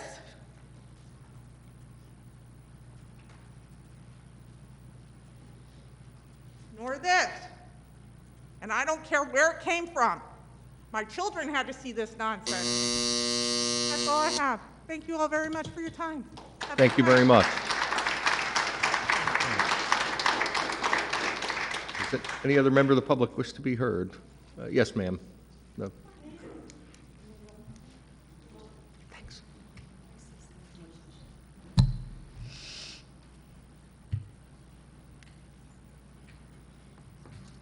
Hello, folks. How you doing? Good evening. Hey. My name is Liz Fry. I reside at 60 Bimini Drive in Toms River, New Jersey. I did want to say two personal things about stuff that was said before, even though it's not what I was up here to talk about. One is, Councilman Latana, I like you. You're a good man. But telling people that FEMA regulations say tear it up or tear it down or build it up makes them tyrants. And I think that's like a bad quote. And so I'm really hoping that the guy that spoke this evening, I really hope that he's correct that FEMA's saying, we didn't say that. Right. So just had him to say. Unfortunately, from what the FEMA has told the township, Oh, no. that's what their remediation is. Not that I agree with it, but Right. yeah. So to get a rental CO or something like that is only a very, very temporary fix. We need to get to the root cause of all of this. Right. And I'm sorry, I wish. Councilwoman Maruka, I have to say, I think your loss of the election has to do with the fact that you were voted on 6 months earlier. I think if you had been voted on November 3rd, I'd be seeing you here in February and March. So anyway, why I'm here. I wrote a letter to Mayor Hill at the end of March, and I CC'd it to every council member. I CC'd it to the chief financial officer, and I think maybe the business administrator, I can't remember for sure. And that was at the end of March. At the beginning of April, the chief financial officer at that time Mr. Davison had called me up, and it had to do with the $10 million that Toms River was getting for small businesses. And he had thanked me for the letter, told me that I hit all the points. He was putting it on the top of his stack. So I don't like to be a pushy person. I'm just not a pushy person. So by the time I called, so then I saw that, Toms River had gotten the money, and, so by the time I called, it was July. And I called, unfortunately, on CFO Davison's very last day. So I didn't speak to him, obviously. And when I talked to the young lady, like I said, is the secretary, she giggled. And I said, well, who's taking the CFO's place? And she giggled and she says, I don't know, call us back in a month or two. We may have a replacement by then. So I said, well, wait. Who's taking care of the grant? What grant? She says, I told her, I said, the grant for small businesses, that's why I'm calling. And she says, well, let me check. And I don't know who was in the room with her. I actually assumed it was one of you folks. It may not have been. I have no idea. But she comes back and she says, they said to tell you not to worry about it. They have the issue in hand. And I said, what does that mean? And she giggled again. And she said, I don't know. That's what they told me to say. Okay. Well, so now, the next night, I had a stroke. And so I haven't really been able to get my head geared up again. Which is why I sent a second letter out that basically just rehashed my first letter, except that I sent it to all you folks, and the new chief financial officer, and the business administrator, and I CC'd it to Congressman Kim, and Senators Menendez and Senator Booker. Amazingly, nobody has called me back this time. Nobody has written to me. Nobody has responded at all. I just really need some answers. Local businesses are dying. And with all due respect, Governor Murphy didn't come up with this plan for people to wait with the money until businesses recouped or until businesses wither on the vine. It was help that we needed, and we need it when he proposed it, okay? So I would just like, maybe a little courtesy letter from somebody. I would also like to get a hold of this chief financial officer and see if she can't give some sort of accounting. Do we even still have this money? I don't know. Council President? Yeah, I was going to say, this is something we actually voted on tonight. It's in a two-step process. It was number 12. It was a resolution on our agenda. We are amending our budget revenues and appropriations for the American Recovery Plan grant in the amount of $4,672,671.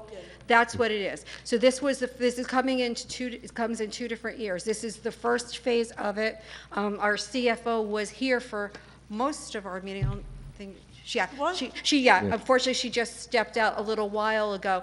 But we actually were amending our budget. We did that this evening for the first phase of that, and it was approximately, I think, like $9.3 million. Yeah, I knew it was around 10. Yes. So we took our first step tonight, amending our budget for this, and there's only specific things it can be used for. But if you could leave your name and address with our clerk, we can definitely have our CFO reach out to you tomorrow and give you that information on that. She can be a little bit more detailed than I am right now, okay? Okay, and just in closing, and I'll promise I'll say goodbye and hope you guys get to go home soon. Listening to you folks do your thing with the Jersey Shore group, I just want to commend Mayor Hill. What a good guy you are. I mean, just a nice man. Same thing with Councilwoman Marugan. That's not trying to cast aspersions on anybody else, just that they were kind of standout. But thank you guys for your time. I appreciate it. Thank you. Does any other member of the public wish to be heard? In the back, yes. Liz Fry.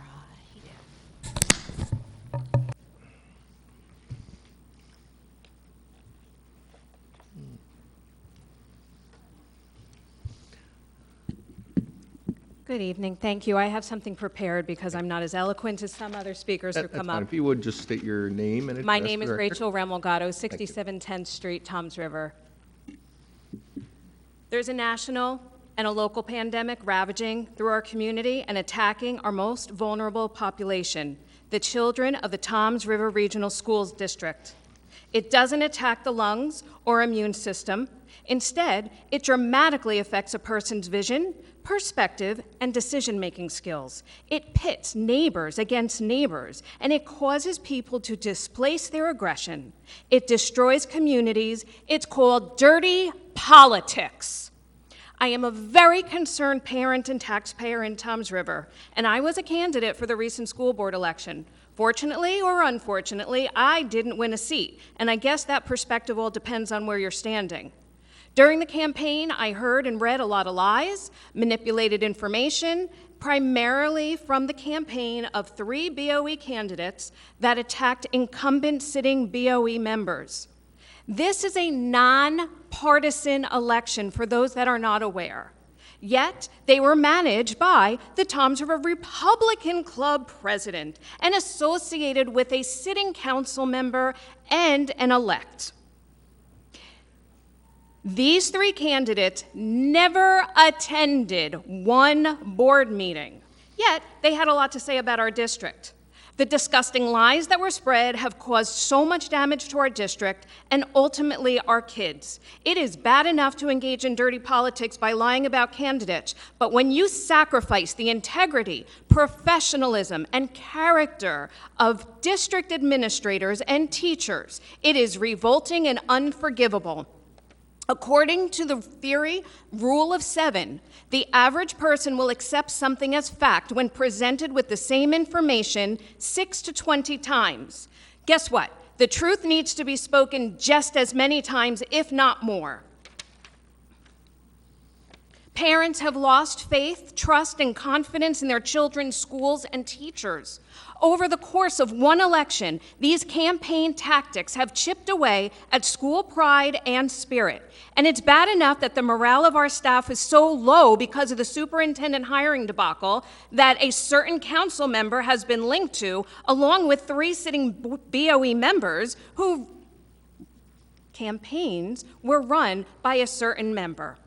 This is the exact reason why the school board and the town council have strained relationships, unlike our neighboring municipalities. Listen, we should be working together, not against one another. The ethics and integrity have been thrown out the window, and I am so disgusted. And if you are not, I suggest you learn what's going on. How dare people destroy what's supposed to be our children's safe place to learn and grow, all for personal and political agendas and gains. Get the filthy, disgusting politics out of our kids' classrooms. And like Mrs. Palazzo said, if you aren't part of it, guess what? It's your responsibility to call it out when you see it happening. Silence is complicity. Our kids' education and their futures are on the line. I just thank God the citizens of Toms River were able to see through the charade and not elect those 3 newest minions. When's this going to end? When is it going to end? When will enough be enough? Our schools are our biggest asset of our community, and they need to be protected for the sake of our children and our community. Please, we need to do better. Thank you very much.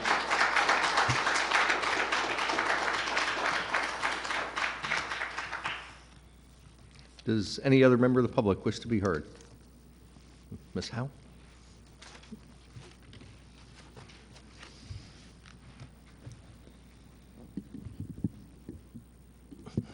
Good evening, Jennifer Howe, 22 Admiral Avenue. I only have 5 minutes. I'm going to wait till I calm down a little bit for what Mrs. Remolgado spoke about. The first thing I want to talk about was the fact that the open space tax didn't pass. And I'm a little upset about it, especially being a resident here and I'm in it for the long haul, obviously. I went on the Facebook page of the Toms River District, and that's how everyone gets their information is through social media. There were only 7,000 people that followed the page. There's about 85, how many residents are in Toms River? 95,000, so I don't know how many are adults, but it's a lot of adults, a lot of people on social media. No one knows. Nobody knows the information. Obviously, you see the same faces just like we do. You see the same faces every other week here. People don't know how important that was because nobody went out and knocked on doors and had meetings to say, we need open space. We need to put that tax in. And as a resident, it's discouraging when you're running for election, when you are, promoting downtown, going out, whatever. But when it's something this important for our environment, for our community, nobody had a meeting. No one had a town hall. When we wanted to pass our referendum, we had 19 meetings. 19. I was a new board member. I think I was voted in the 7th. I was sworn in the 7th, and that vote was the 22nd. I went to 22 meetings my first 4 weeks as a board member. I'm not tooting my own horn, but it was important for our community and our students to pass the school referendum, which we did because people had questions and came out. When something is so important like open space and it failed already, you have to let the community know how important it is. It's not hard to go to a Rotary Club. There's all these different clubs that each of you could go speak at, and nobody knew about it. Nobody. Ask anyone. I knocked on doors for my campaign and I promoted it because I know how important it is to have skate parks, to have trees, to have grass, to not have pollution everywhere in this county because of all this building. And flooding. It's ridiculous. So next time if you try to do it again, you have to involve the community. The community is not involved. Secondly, I would like to sincerely thank, on behalf of the students, the staff, the community, I don't speak for the board, but I'm sure they would come up too. Councilman Turnbach, thank you for your work with Trenton on getting us our $7.6 million for our stabilization aid. There was no money on the table for us with our old superintendent. They told us they wouldn't speak to us. I sat in meetings with Mr. Turnbach. He worked tirelessly to get us this money. We actually got more money than we even asked for. We got more money, so we're saving jobs, adding programs. It's incredible, the work that you did, and I thank you, and the community and the schools, the children thank you. Coaches have come up to me. Your name is mentioned all the time. I hope when Mr. Turnbach's term is up, somebody will reach out to someone in Trenton. I got a lot of flyers saying we're going to fight S2 and that Mr. Turnbach was going to destroy our schools, but obviously we all know campaign flyers lie. And Mr. Turnbach is the only person that ever called Trenton for us and got something done because he didn't stop. Because you know why? Regardless of what anyone says, he loves this community and loves our students.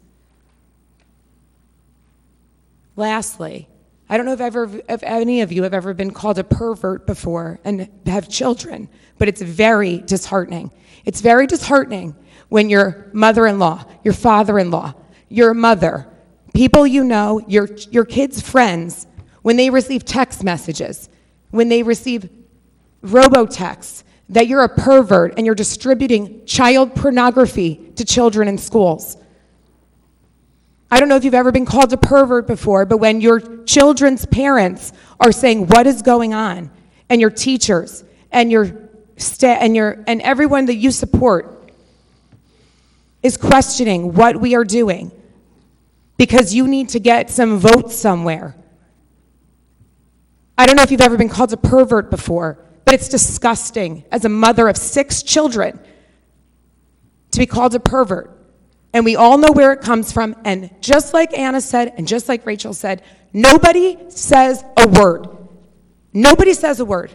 Mr. Turnbach, again, thank you for putting out a video and clearing Mr. Nardini and mine and Mrs. Palazzo's name. I wouldn't let anyone talk about any of you. I've stuck up for all of you on this council, most of you. We sacrifice our time just like you do. We care about this community just like you do. But our schools don't find any support from this council except for one. And we're tired of it. We're tired of it. We deserve the respect of the job that we do. Our schools are damaged because of this last election. Do you know how many parents are going to pull their kids out of our schools because of lies that are spread, that we're distributing child pornography? when the Department of Education and any teacher in the whole state could be equally accused of that. Equally accused of that. And when you have a father-in-law and a mother-in-law and a mother, and you have kids, and you have a son in Florida in college calling you because his friends are forwarding text messages about his mother, and everyone sits silent except for one, it's extremely disheartening. And I still knocked on doors to save that space for this town because I love this town. And maybe I didn't grow up here, but my kids are growing up here, and I want them to be proud. And I want them to be proud of being from Toms River, and I'm tired of people not being proud from being from here. If you don't like what's going on in our schools, come to a meeting, email your kid's principal, call the superintendent's office, and we will gladly answer you. But sending thousands of flyers out and calling the most people that are grandparents and mothers and aunts and uncles the most disgusting thing you could call someone who's around children is unforgivable, and it's damaging. When you Google my name, it says pervert, and I have 6 kids. And I don't know how some people sleep at night, but when you are silent, it's mind-boggling how you don't say what's right and what's the right thing to do, and we're tired of it. Have a good night. Thank you.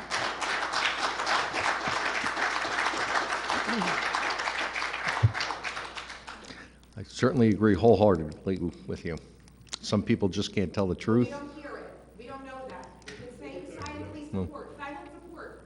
It's fantastic. Thank We're tired of silent support. I understand. Yes, sir. Step up to the mic, sir. To support the schools. Donovan played Bergen Catholic this Saturday. Biggest football game in Toms River in a long time. Okay. Does any other member of the public wish to be heard? Mr. Nardini, please step up to the mic, state your name and address for the record, please. Thank you, Mr. Gagan. My name is Joe Nardini. I live in Derry Drive, Toms River. Mayor, Business Administrator Amoruso. Almost everything I wanted to say was already said. I am so upset. I'm just going to scan through this and say a few things about a disgusting, let me start.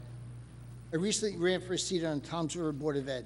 There's a few issues I want to address regarding duplicity of a council member who ran the campaigns of 3 other school board members. There were letters sent out to voters that stated, I, as a board member, raised taxes by $10 million. Not. Under S2, the district is required to increase taxes by 2% during the 7 years of the cuts. Also, it stated that the busing service, this man is hung up on busing service for Lakewood schools. He's so out of tune. It's a blatant lie. The busing to private schools has been required by law in New Jersey since the 60s. Right? The man's demented. That our graduation rates and test scores are below state average. Toms River Schools exceeds the state average in both. Sports and curricular activities were cut. Not. The assistant coaches a few years ago, there were some cuts to clubs that eliminated sports because of no participation. That I took $43,000 in campaign contributions from special interests. Shame on him. This man is garbage. I'm telling you, this man is garbage. He should not be on this council. I respect every one of you, almost. A text message was sent out to our community saying that Mrs. Howe, a mother of 6 children, a respectful lady, she works so hard for our school system. I'm telling you, she's one of the hardest workers in our school board, right?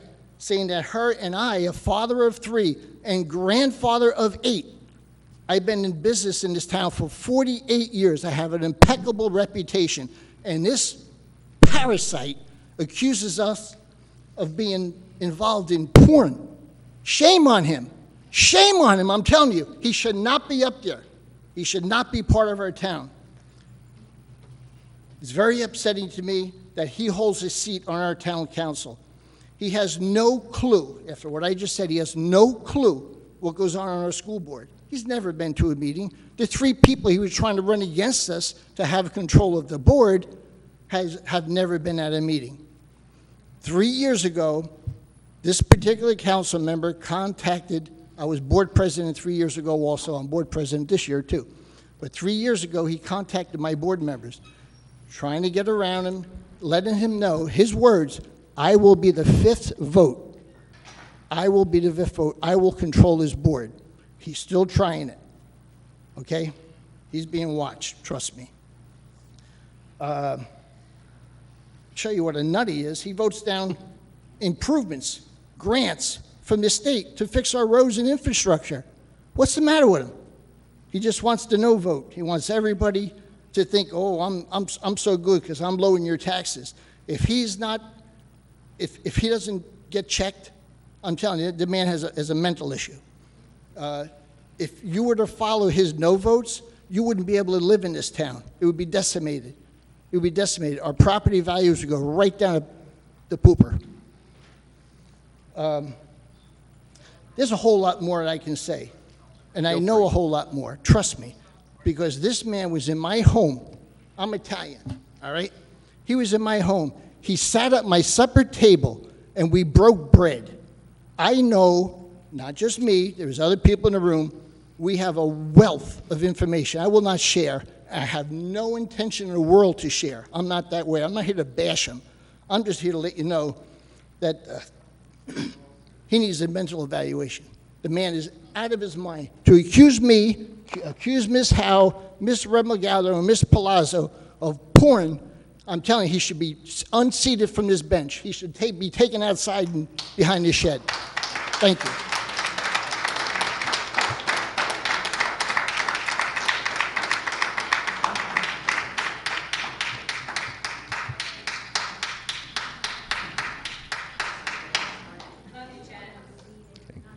Does any other member of the public wish to be heard? Ms. Tormola.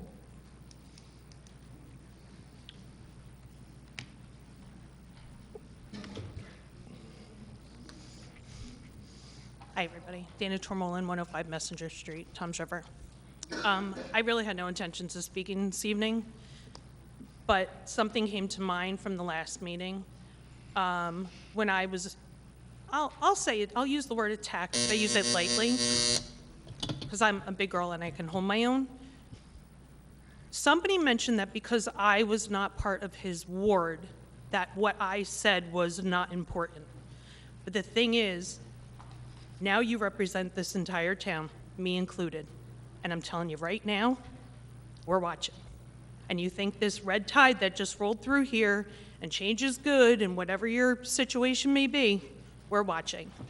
It's not good when the only person, and you can call me campaigning, campaign's over. But when you degrade the people who look after our children and their best interests, the people in this town who look after our children and their best interests, and you sit there and slander and slander and slander repeatedly, this is what you get. So I hope you know that all of us now in the town that you represent, your ward included, are now watching. Thank you. Are you speaking to me? Were you speaking to me? Okay. Yes, ma'am. You in the red? I guess not.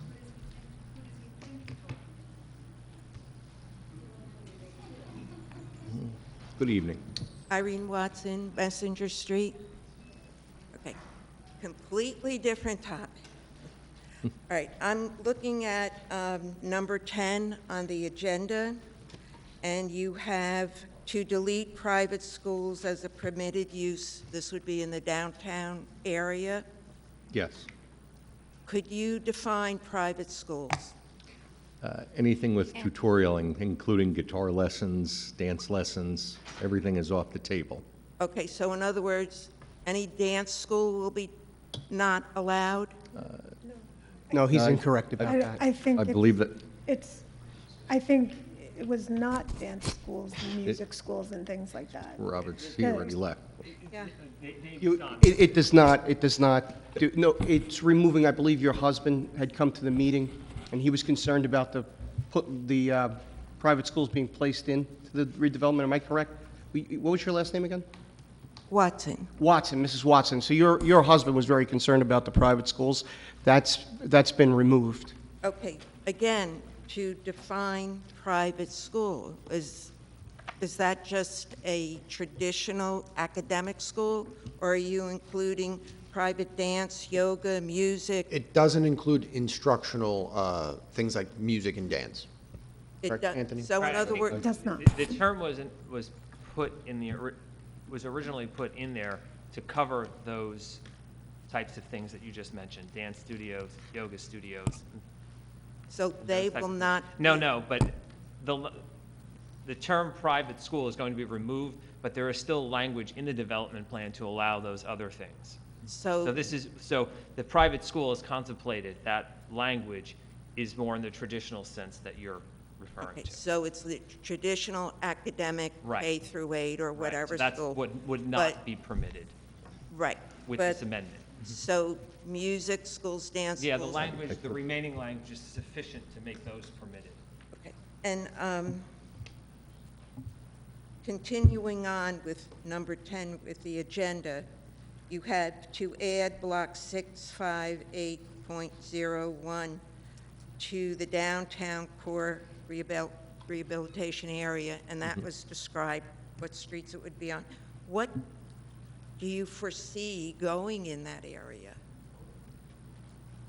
I don't From see anything but, Lean Street to Robin to Main? I just Actually, believe, yeah, I This thought is- this was in the core plan, right? yeah. Matt, you yeah, weigh in on that? I believe, I mean, Mr. Roberts is no longer here. He'd explain it perfectly, but I believe it was just a parcel of property that was skipped. It didn't fall in the redevelopment area or the area deemed in need of improvement. It just kind of fell in between. So it was put into the area deemed in need of improvement, I believe. Yeah, I understand that, Yeah. but what do you foresee going into? It's a privately owned building. I believe the building is. It's the Wells So- Fargo's. Wells the Fargo Wells Fargo building, and building. Mr. Roberts had talked Yeah. about possibly, when it's in the plan now that we've put it in, when they try to go to develop the area, there's a negotiation tool, so then maybe they could take a portion of that building that they added onto it and use it as a walkway to walk it straight through from Washington Street back into Iron Street, back in there. Yeah. There was a plan in place 20 years ago of tearing part of that building down and having it walk to the public parking area in the back. You would need the developer to be on board to buy that or tear down a large portion of their own building, but this would allow that to happen. Yeah. Well, and the point of what Mr. Roberts did say is that there is no application at this time. So Right. there is no plan at this Okay. time. All right, okay, thank you. Thank you very much. Does any other member of the public wish to be heard? Yes, sir.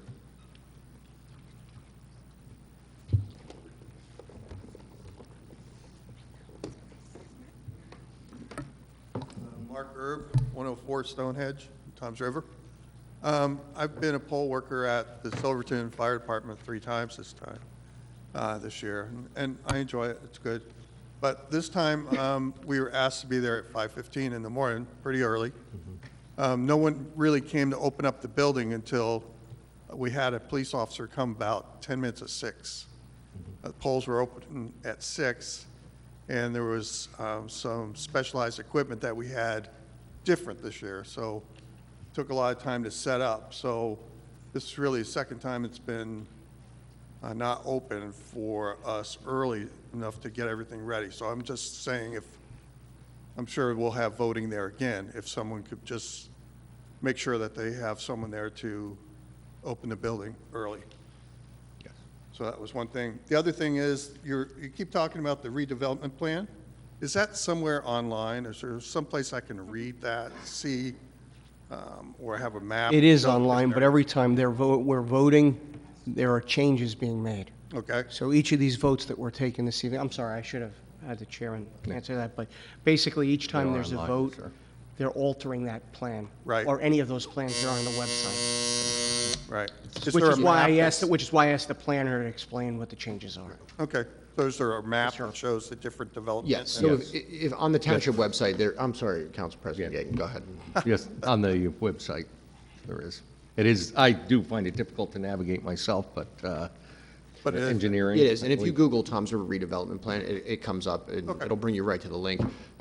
There's a difference between the redevelopment plan and the area in need of redevelopment, so there's different things. That's why it gets confusing. We're adding things to certain things, but it's not anything to do with the redevelopment plan that's So it's a in live motion. document. It's just, Some parts of it are, yes. okay, Yeah. great, thank you. Thank you. Any other member of the public wish to be heard? See, Okay. You got one more. I know. Go ahead, sir.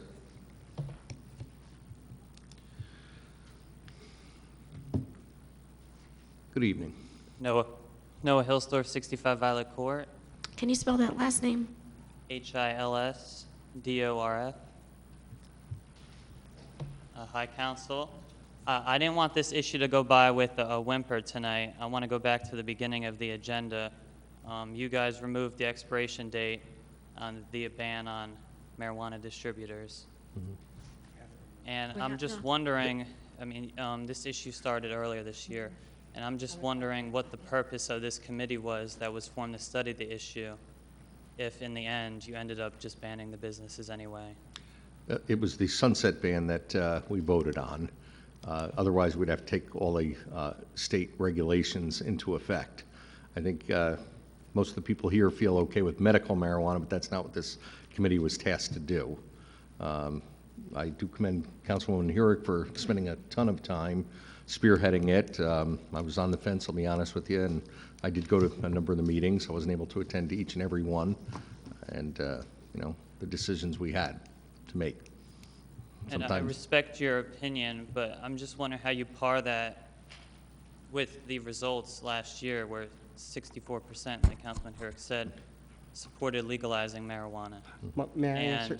And- I've been the most vocal opponent of it, so I figured people voted to say recreational marijuana shouldn't be criminalized, shouldn't be illegal. That is untrue. They did. unambiguous. I do not believe they believed. unambiguous. Excuse me, if You you are want to say your, incorrect. let Lori go, and then I'll say He my voted no. part. I'll answer the question and leave them out of it. Again, my decision was no also. As a former police officer, I really don't have a problem with it personally. During some of these meetings, I was actually riding the ambulance, and every OD I was on since this committee was formed, I had one conversation with people like, what started it? What would you do again? And almost everyone said marijuana. I wish my parents held me accountable. I wish the cop didn't just let the joint blow in the wind and lock me up. I would have straightened out. And, you know, what you see what's going on across the country, myself personally, I mean, what's next? You know, we're going to decriminalize shoplifting if it's only up to $750? You know, I mean, do you want $500 taken from you? But, we're going to let that go. And yes, I agree, 2/3 of the population maybe voted to legalize it. There was a lot of intelligent people, I would think, that truly afterwards was like, I don't want this up and down 37. Even though that was not going to happen, that was addressed in the committee. What was on tonight was for the sunset ban, because we did say we'd look into it. We did. Councilman Roderick was extremely opposed to it. Councilman Hurek's supremely for it, and that's okay. We listen to the residents, and at the end of the day, it's us that's getting beat up over it. Can we point out the amount of money? The township would only get 1%. That's on not that true money. either. Excuse me, Lori, every time I speak, you 'Cause want to you're- take your turn. Take you're your turn. incorrect, You and can it's say I'm exactly incorrect. what You Mrs. can say I'm Harris said incorrect when before. I'm done, but I'd like People an don't opportunity. call you Please, out on your bullshit. Oh, my goodness, Lori, you are. I've had it. Oh, my God. I've had it. Oh, my You are God, Lori. incorrect. The findings of the committee. Oh, my God, Based Lori. on When you're done. agreement, you don't know how to comprehend. All I want to hear is the facts on this, that's all. And I'm telling you that we came to the I'll share when she's conclusion done. that we should allow cultivation and manufacture, and that is of recreational marijuana. That is the conclusion that the committee came to. And if we're not going to honor our committees, then I don't know why we have committees. You are incorrect. We can not only get 1%, it is only 1% of recreational, which we weren't even going to allow.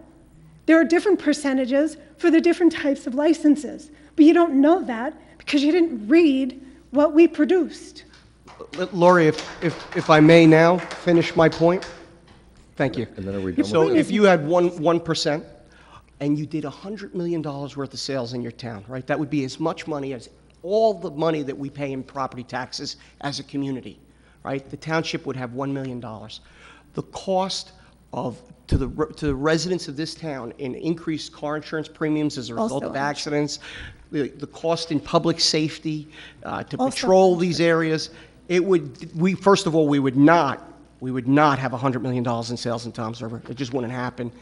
It wouldn't be a lot of revenue, and people don't want a recreational marijuana facility next door to their home. They don't.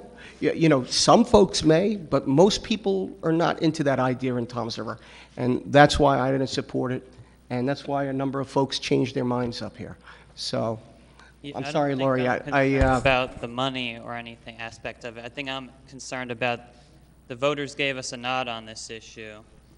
They wanted access. They wanted it to be legal, but they're going to have to travel far and wide because it's not legal in Brick. It's not legal in many Ocean County towns. It's not legal in many Monmouth County towns. So I'm not concerned about the money or anything like that. But Brick is a Democratic town, and they banned it as well. Yeah. So not a Democratic town other than locally. So. It wasn't a partisan vote. 60% of the population of Toms River voted for Donald Trump in 2020, and 64% of those same voters voted to legalize marijuana in the state of New Jersey, the Toms River voters. So it's not possible that it's a Democratic issue. Not possible. That is correct. And then a last concern I had, you brought up the medical aspect. Are you guys, is this it? Is this all you're going to say on the issue, or is there going to be a possibility for medical dispensaries so people don't have to travel far and wide to get their medicine? That is a totally, believe it or not, different issue. I know, yes, that we're talking about marijuana, and I think everybody out there has some doctor that'll give them a handicap placard or a script for marijuana, and they're going to skirt the intent of the law. But that's not what this was covering. It kept straying that way, but this was for the recreational marijuana. Is there a future, though, for the medical dispensaries in Toms River? That is possible, certainly with the VA clinic coming, if the entire council supports it. All right, thank you. You're welcome. Is there any other comments from the public? Mr. Scozzi.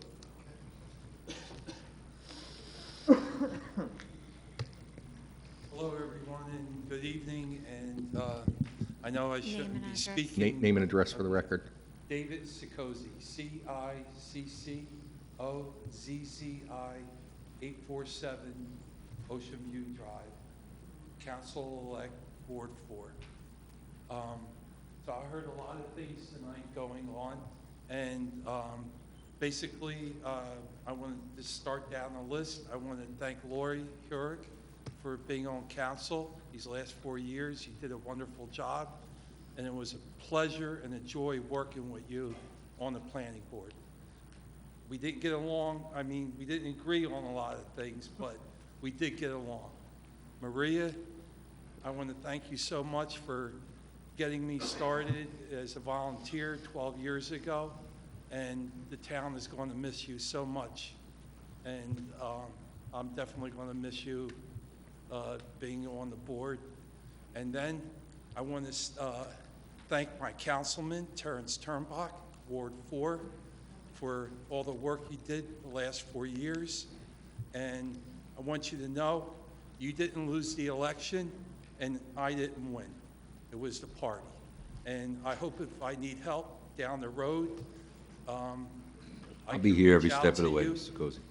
And continue your good work. And, pardon? No, go ahead, Dave. Okay.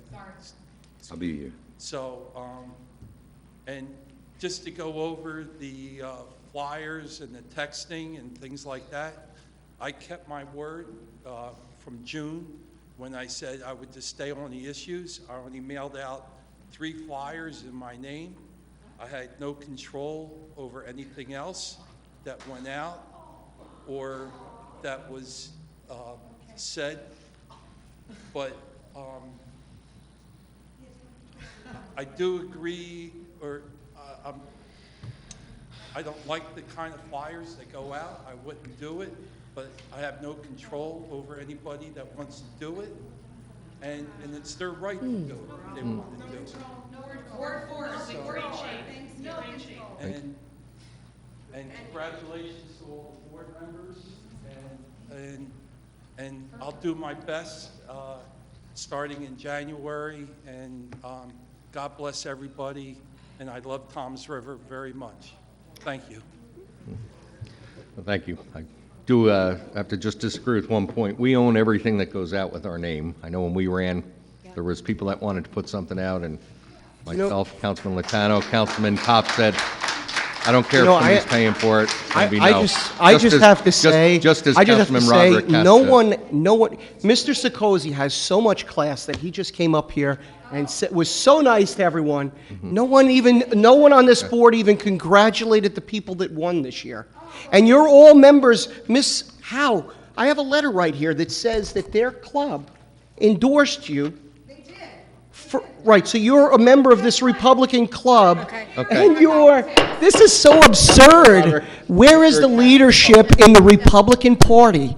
Where is the leadership in this new Republican Party? It is a disgrace. Again, you're out of Why are you banging the control. thing again? Because this Because you debate are is so over. childish. No, here we go This back to whole the thing is childish. absurd. It's Councilman absurd. Roderick, we're This attacking man the just public. came up here And he's our spoke ward well of each of you, representative. and you didn't No. even congratulate him, and he's in your club. You guys are bizarre. Councilman Bizarre. Roderick, we're done, okay? We are done. Just end the Thank you. meeting already. It's absurd. Does any other member of the public wish to Get be a heard? chairman. God, get a new Mr. Republican Stromolen. chairman. For God's sakes, get a new Republican chairman. This is a disgrace to our Stromolen. party. You guys are a disgrace to our Roderick, party. it's the public- You're a disgrace to our party. Here we go, yelling Everybody above up here is everybody to make criticizing yourself you, look and like we're a you don't- disgrace. You should have congratulated that man. Councilman Roderick? You should have congratulated him. Jen, You should have congratulated him. You should have congratulated him. He won fair and square. You should be ashamed of yourself. And it was Please, Gregory McGuckin that Councilman paid Roderick. for that flyer. Greg McGuckin. Get out of here. You guys should be ashamed of yourselves. You're so disgraceful Mr. and Tremolin. You're gonna have to so yell all over over the him. place. I can wait. Where is the leadership in your party? Yeah. Our party. At this Where point, is we'll it? take a recess until Councilman need a recess. Roderick can get his emotions My in check emotions. one You more guys are time. absurd. Please God, take a motion. we need a new First. chairman in Ocean County. motion for a recess. New Republican Okay. chairman. Second. My God. All in favor? That's what happens when Mo Hill runs the party. Dan has to get his emotions in check again.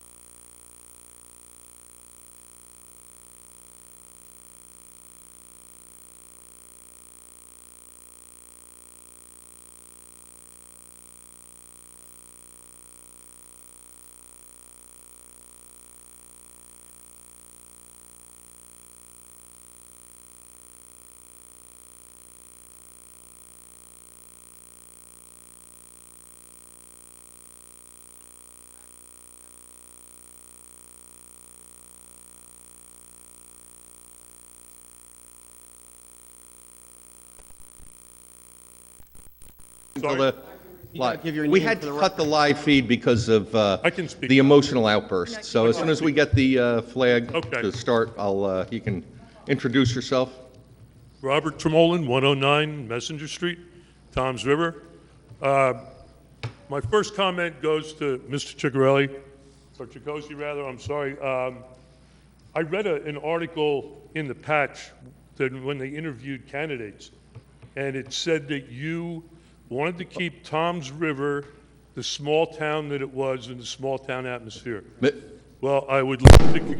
Everything has to be addressed to the chair. I would like to congratulate you on the fact that Toms River is the safest, largest city, and you were one of the people that was really pushing for, as Mr. Roderick says, the 12-story apartment building that's really only 10 stories, and that Mr. Horn, as my daughter said before, when she was there last time, you had Mr. Horn voting.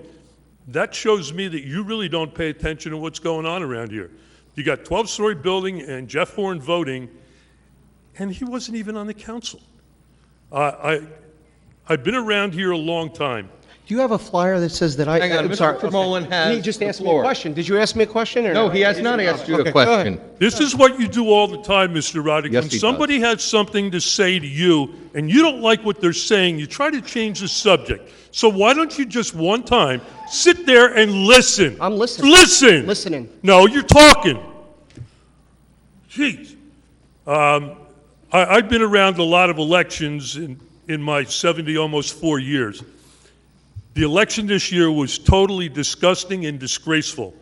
I have never seen so much lying, misinformation in any election, whether it be federal, state, local. It was disgusting. Mr.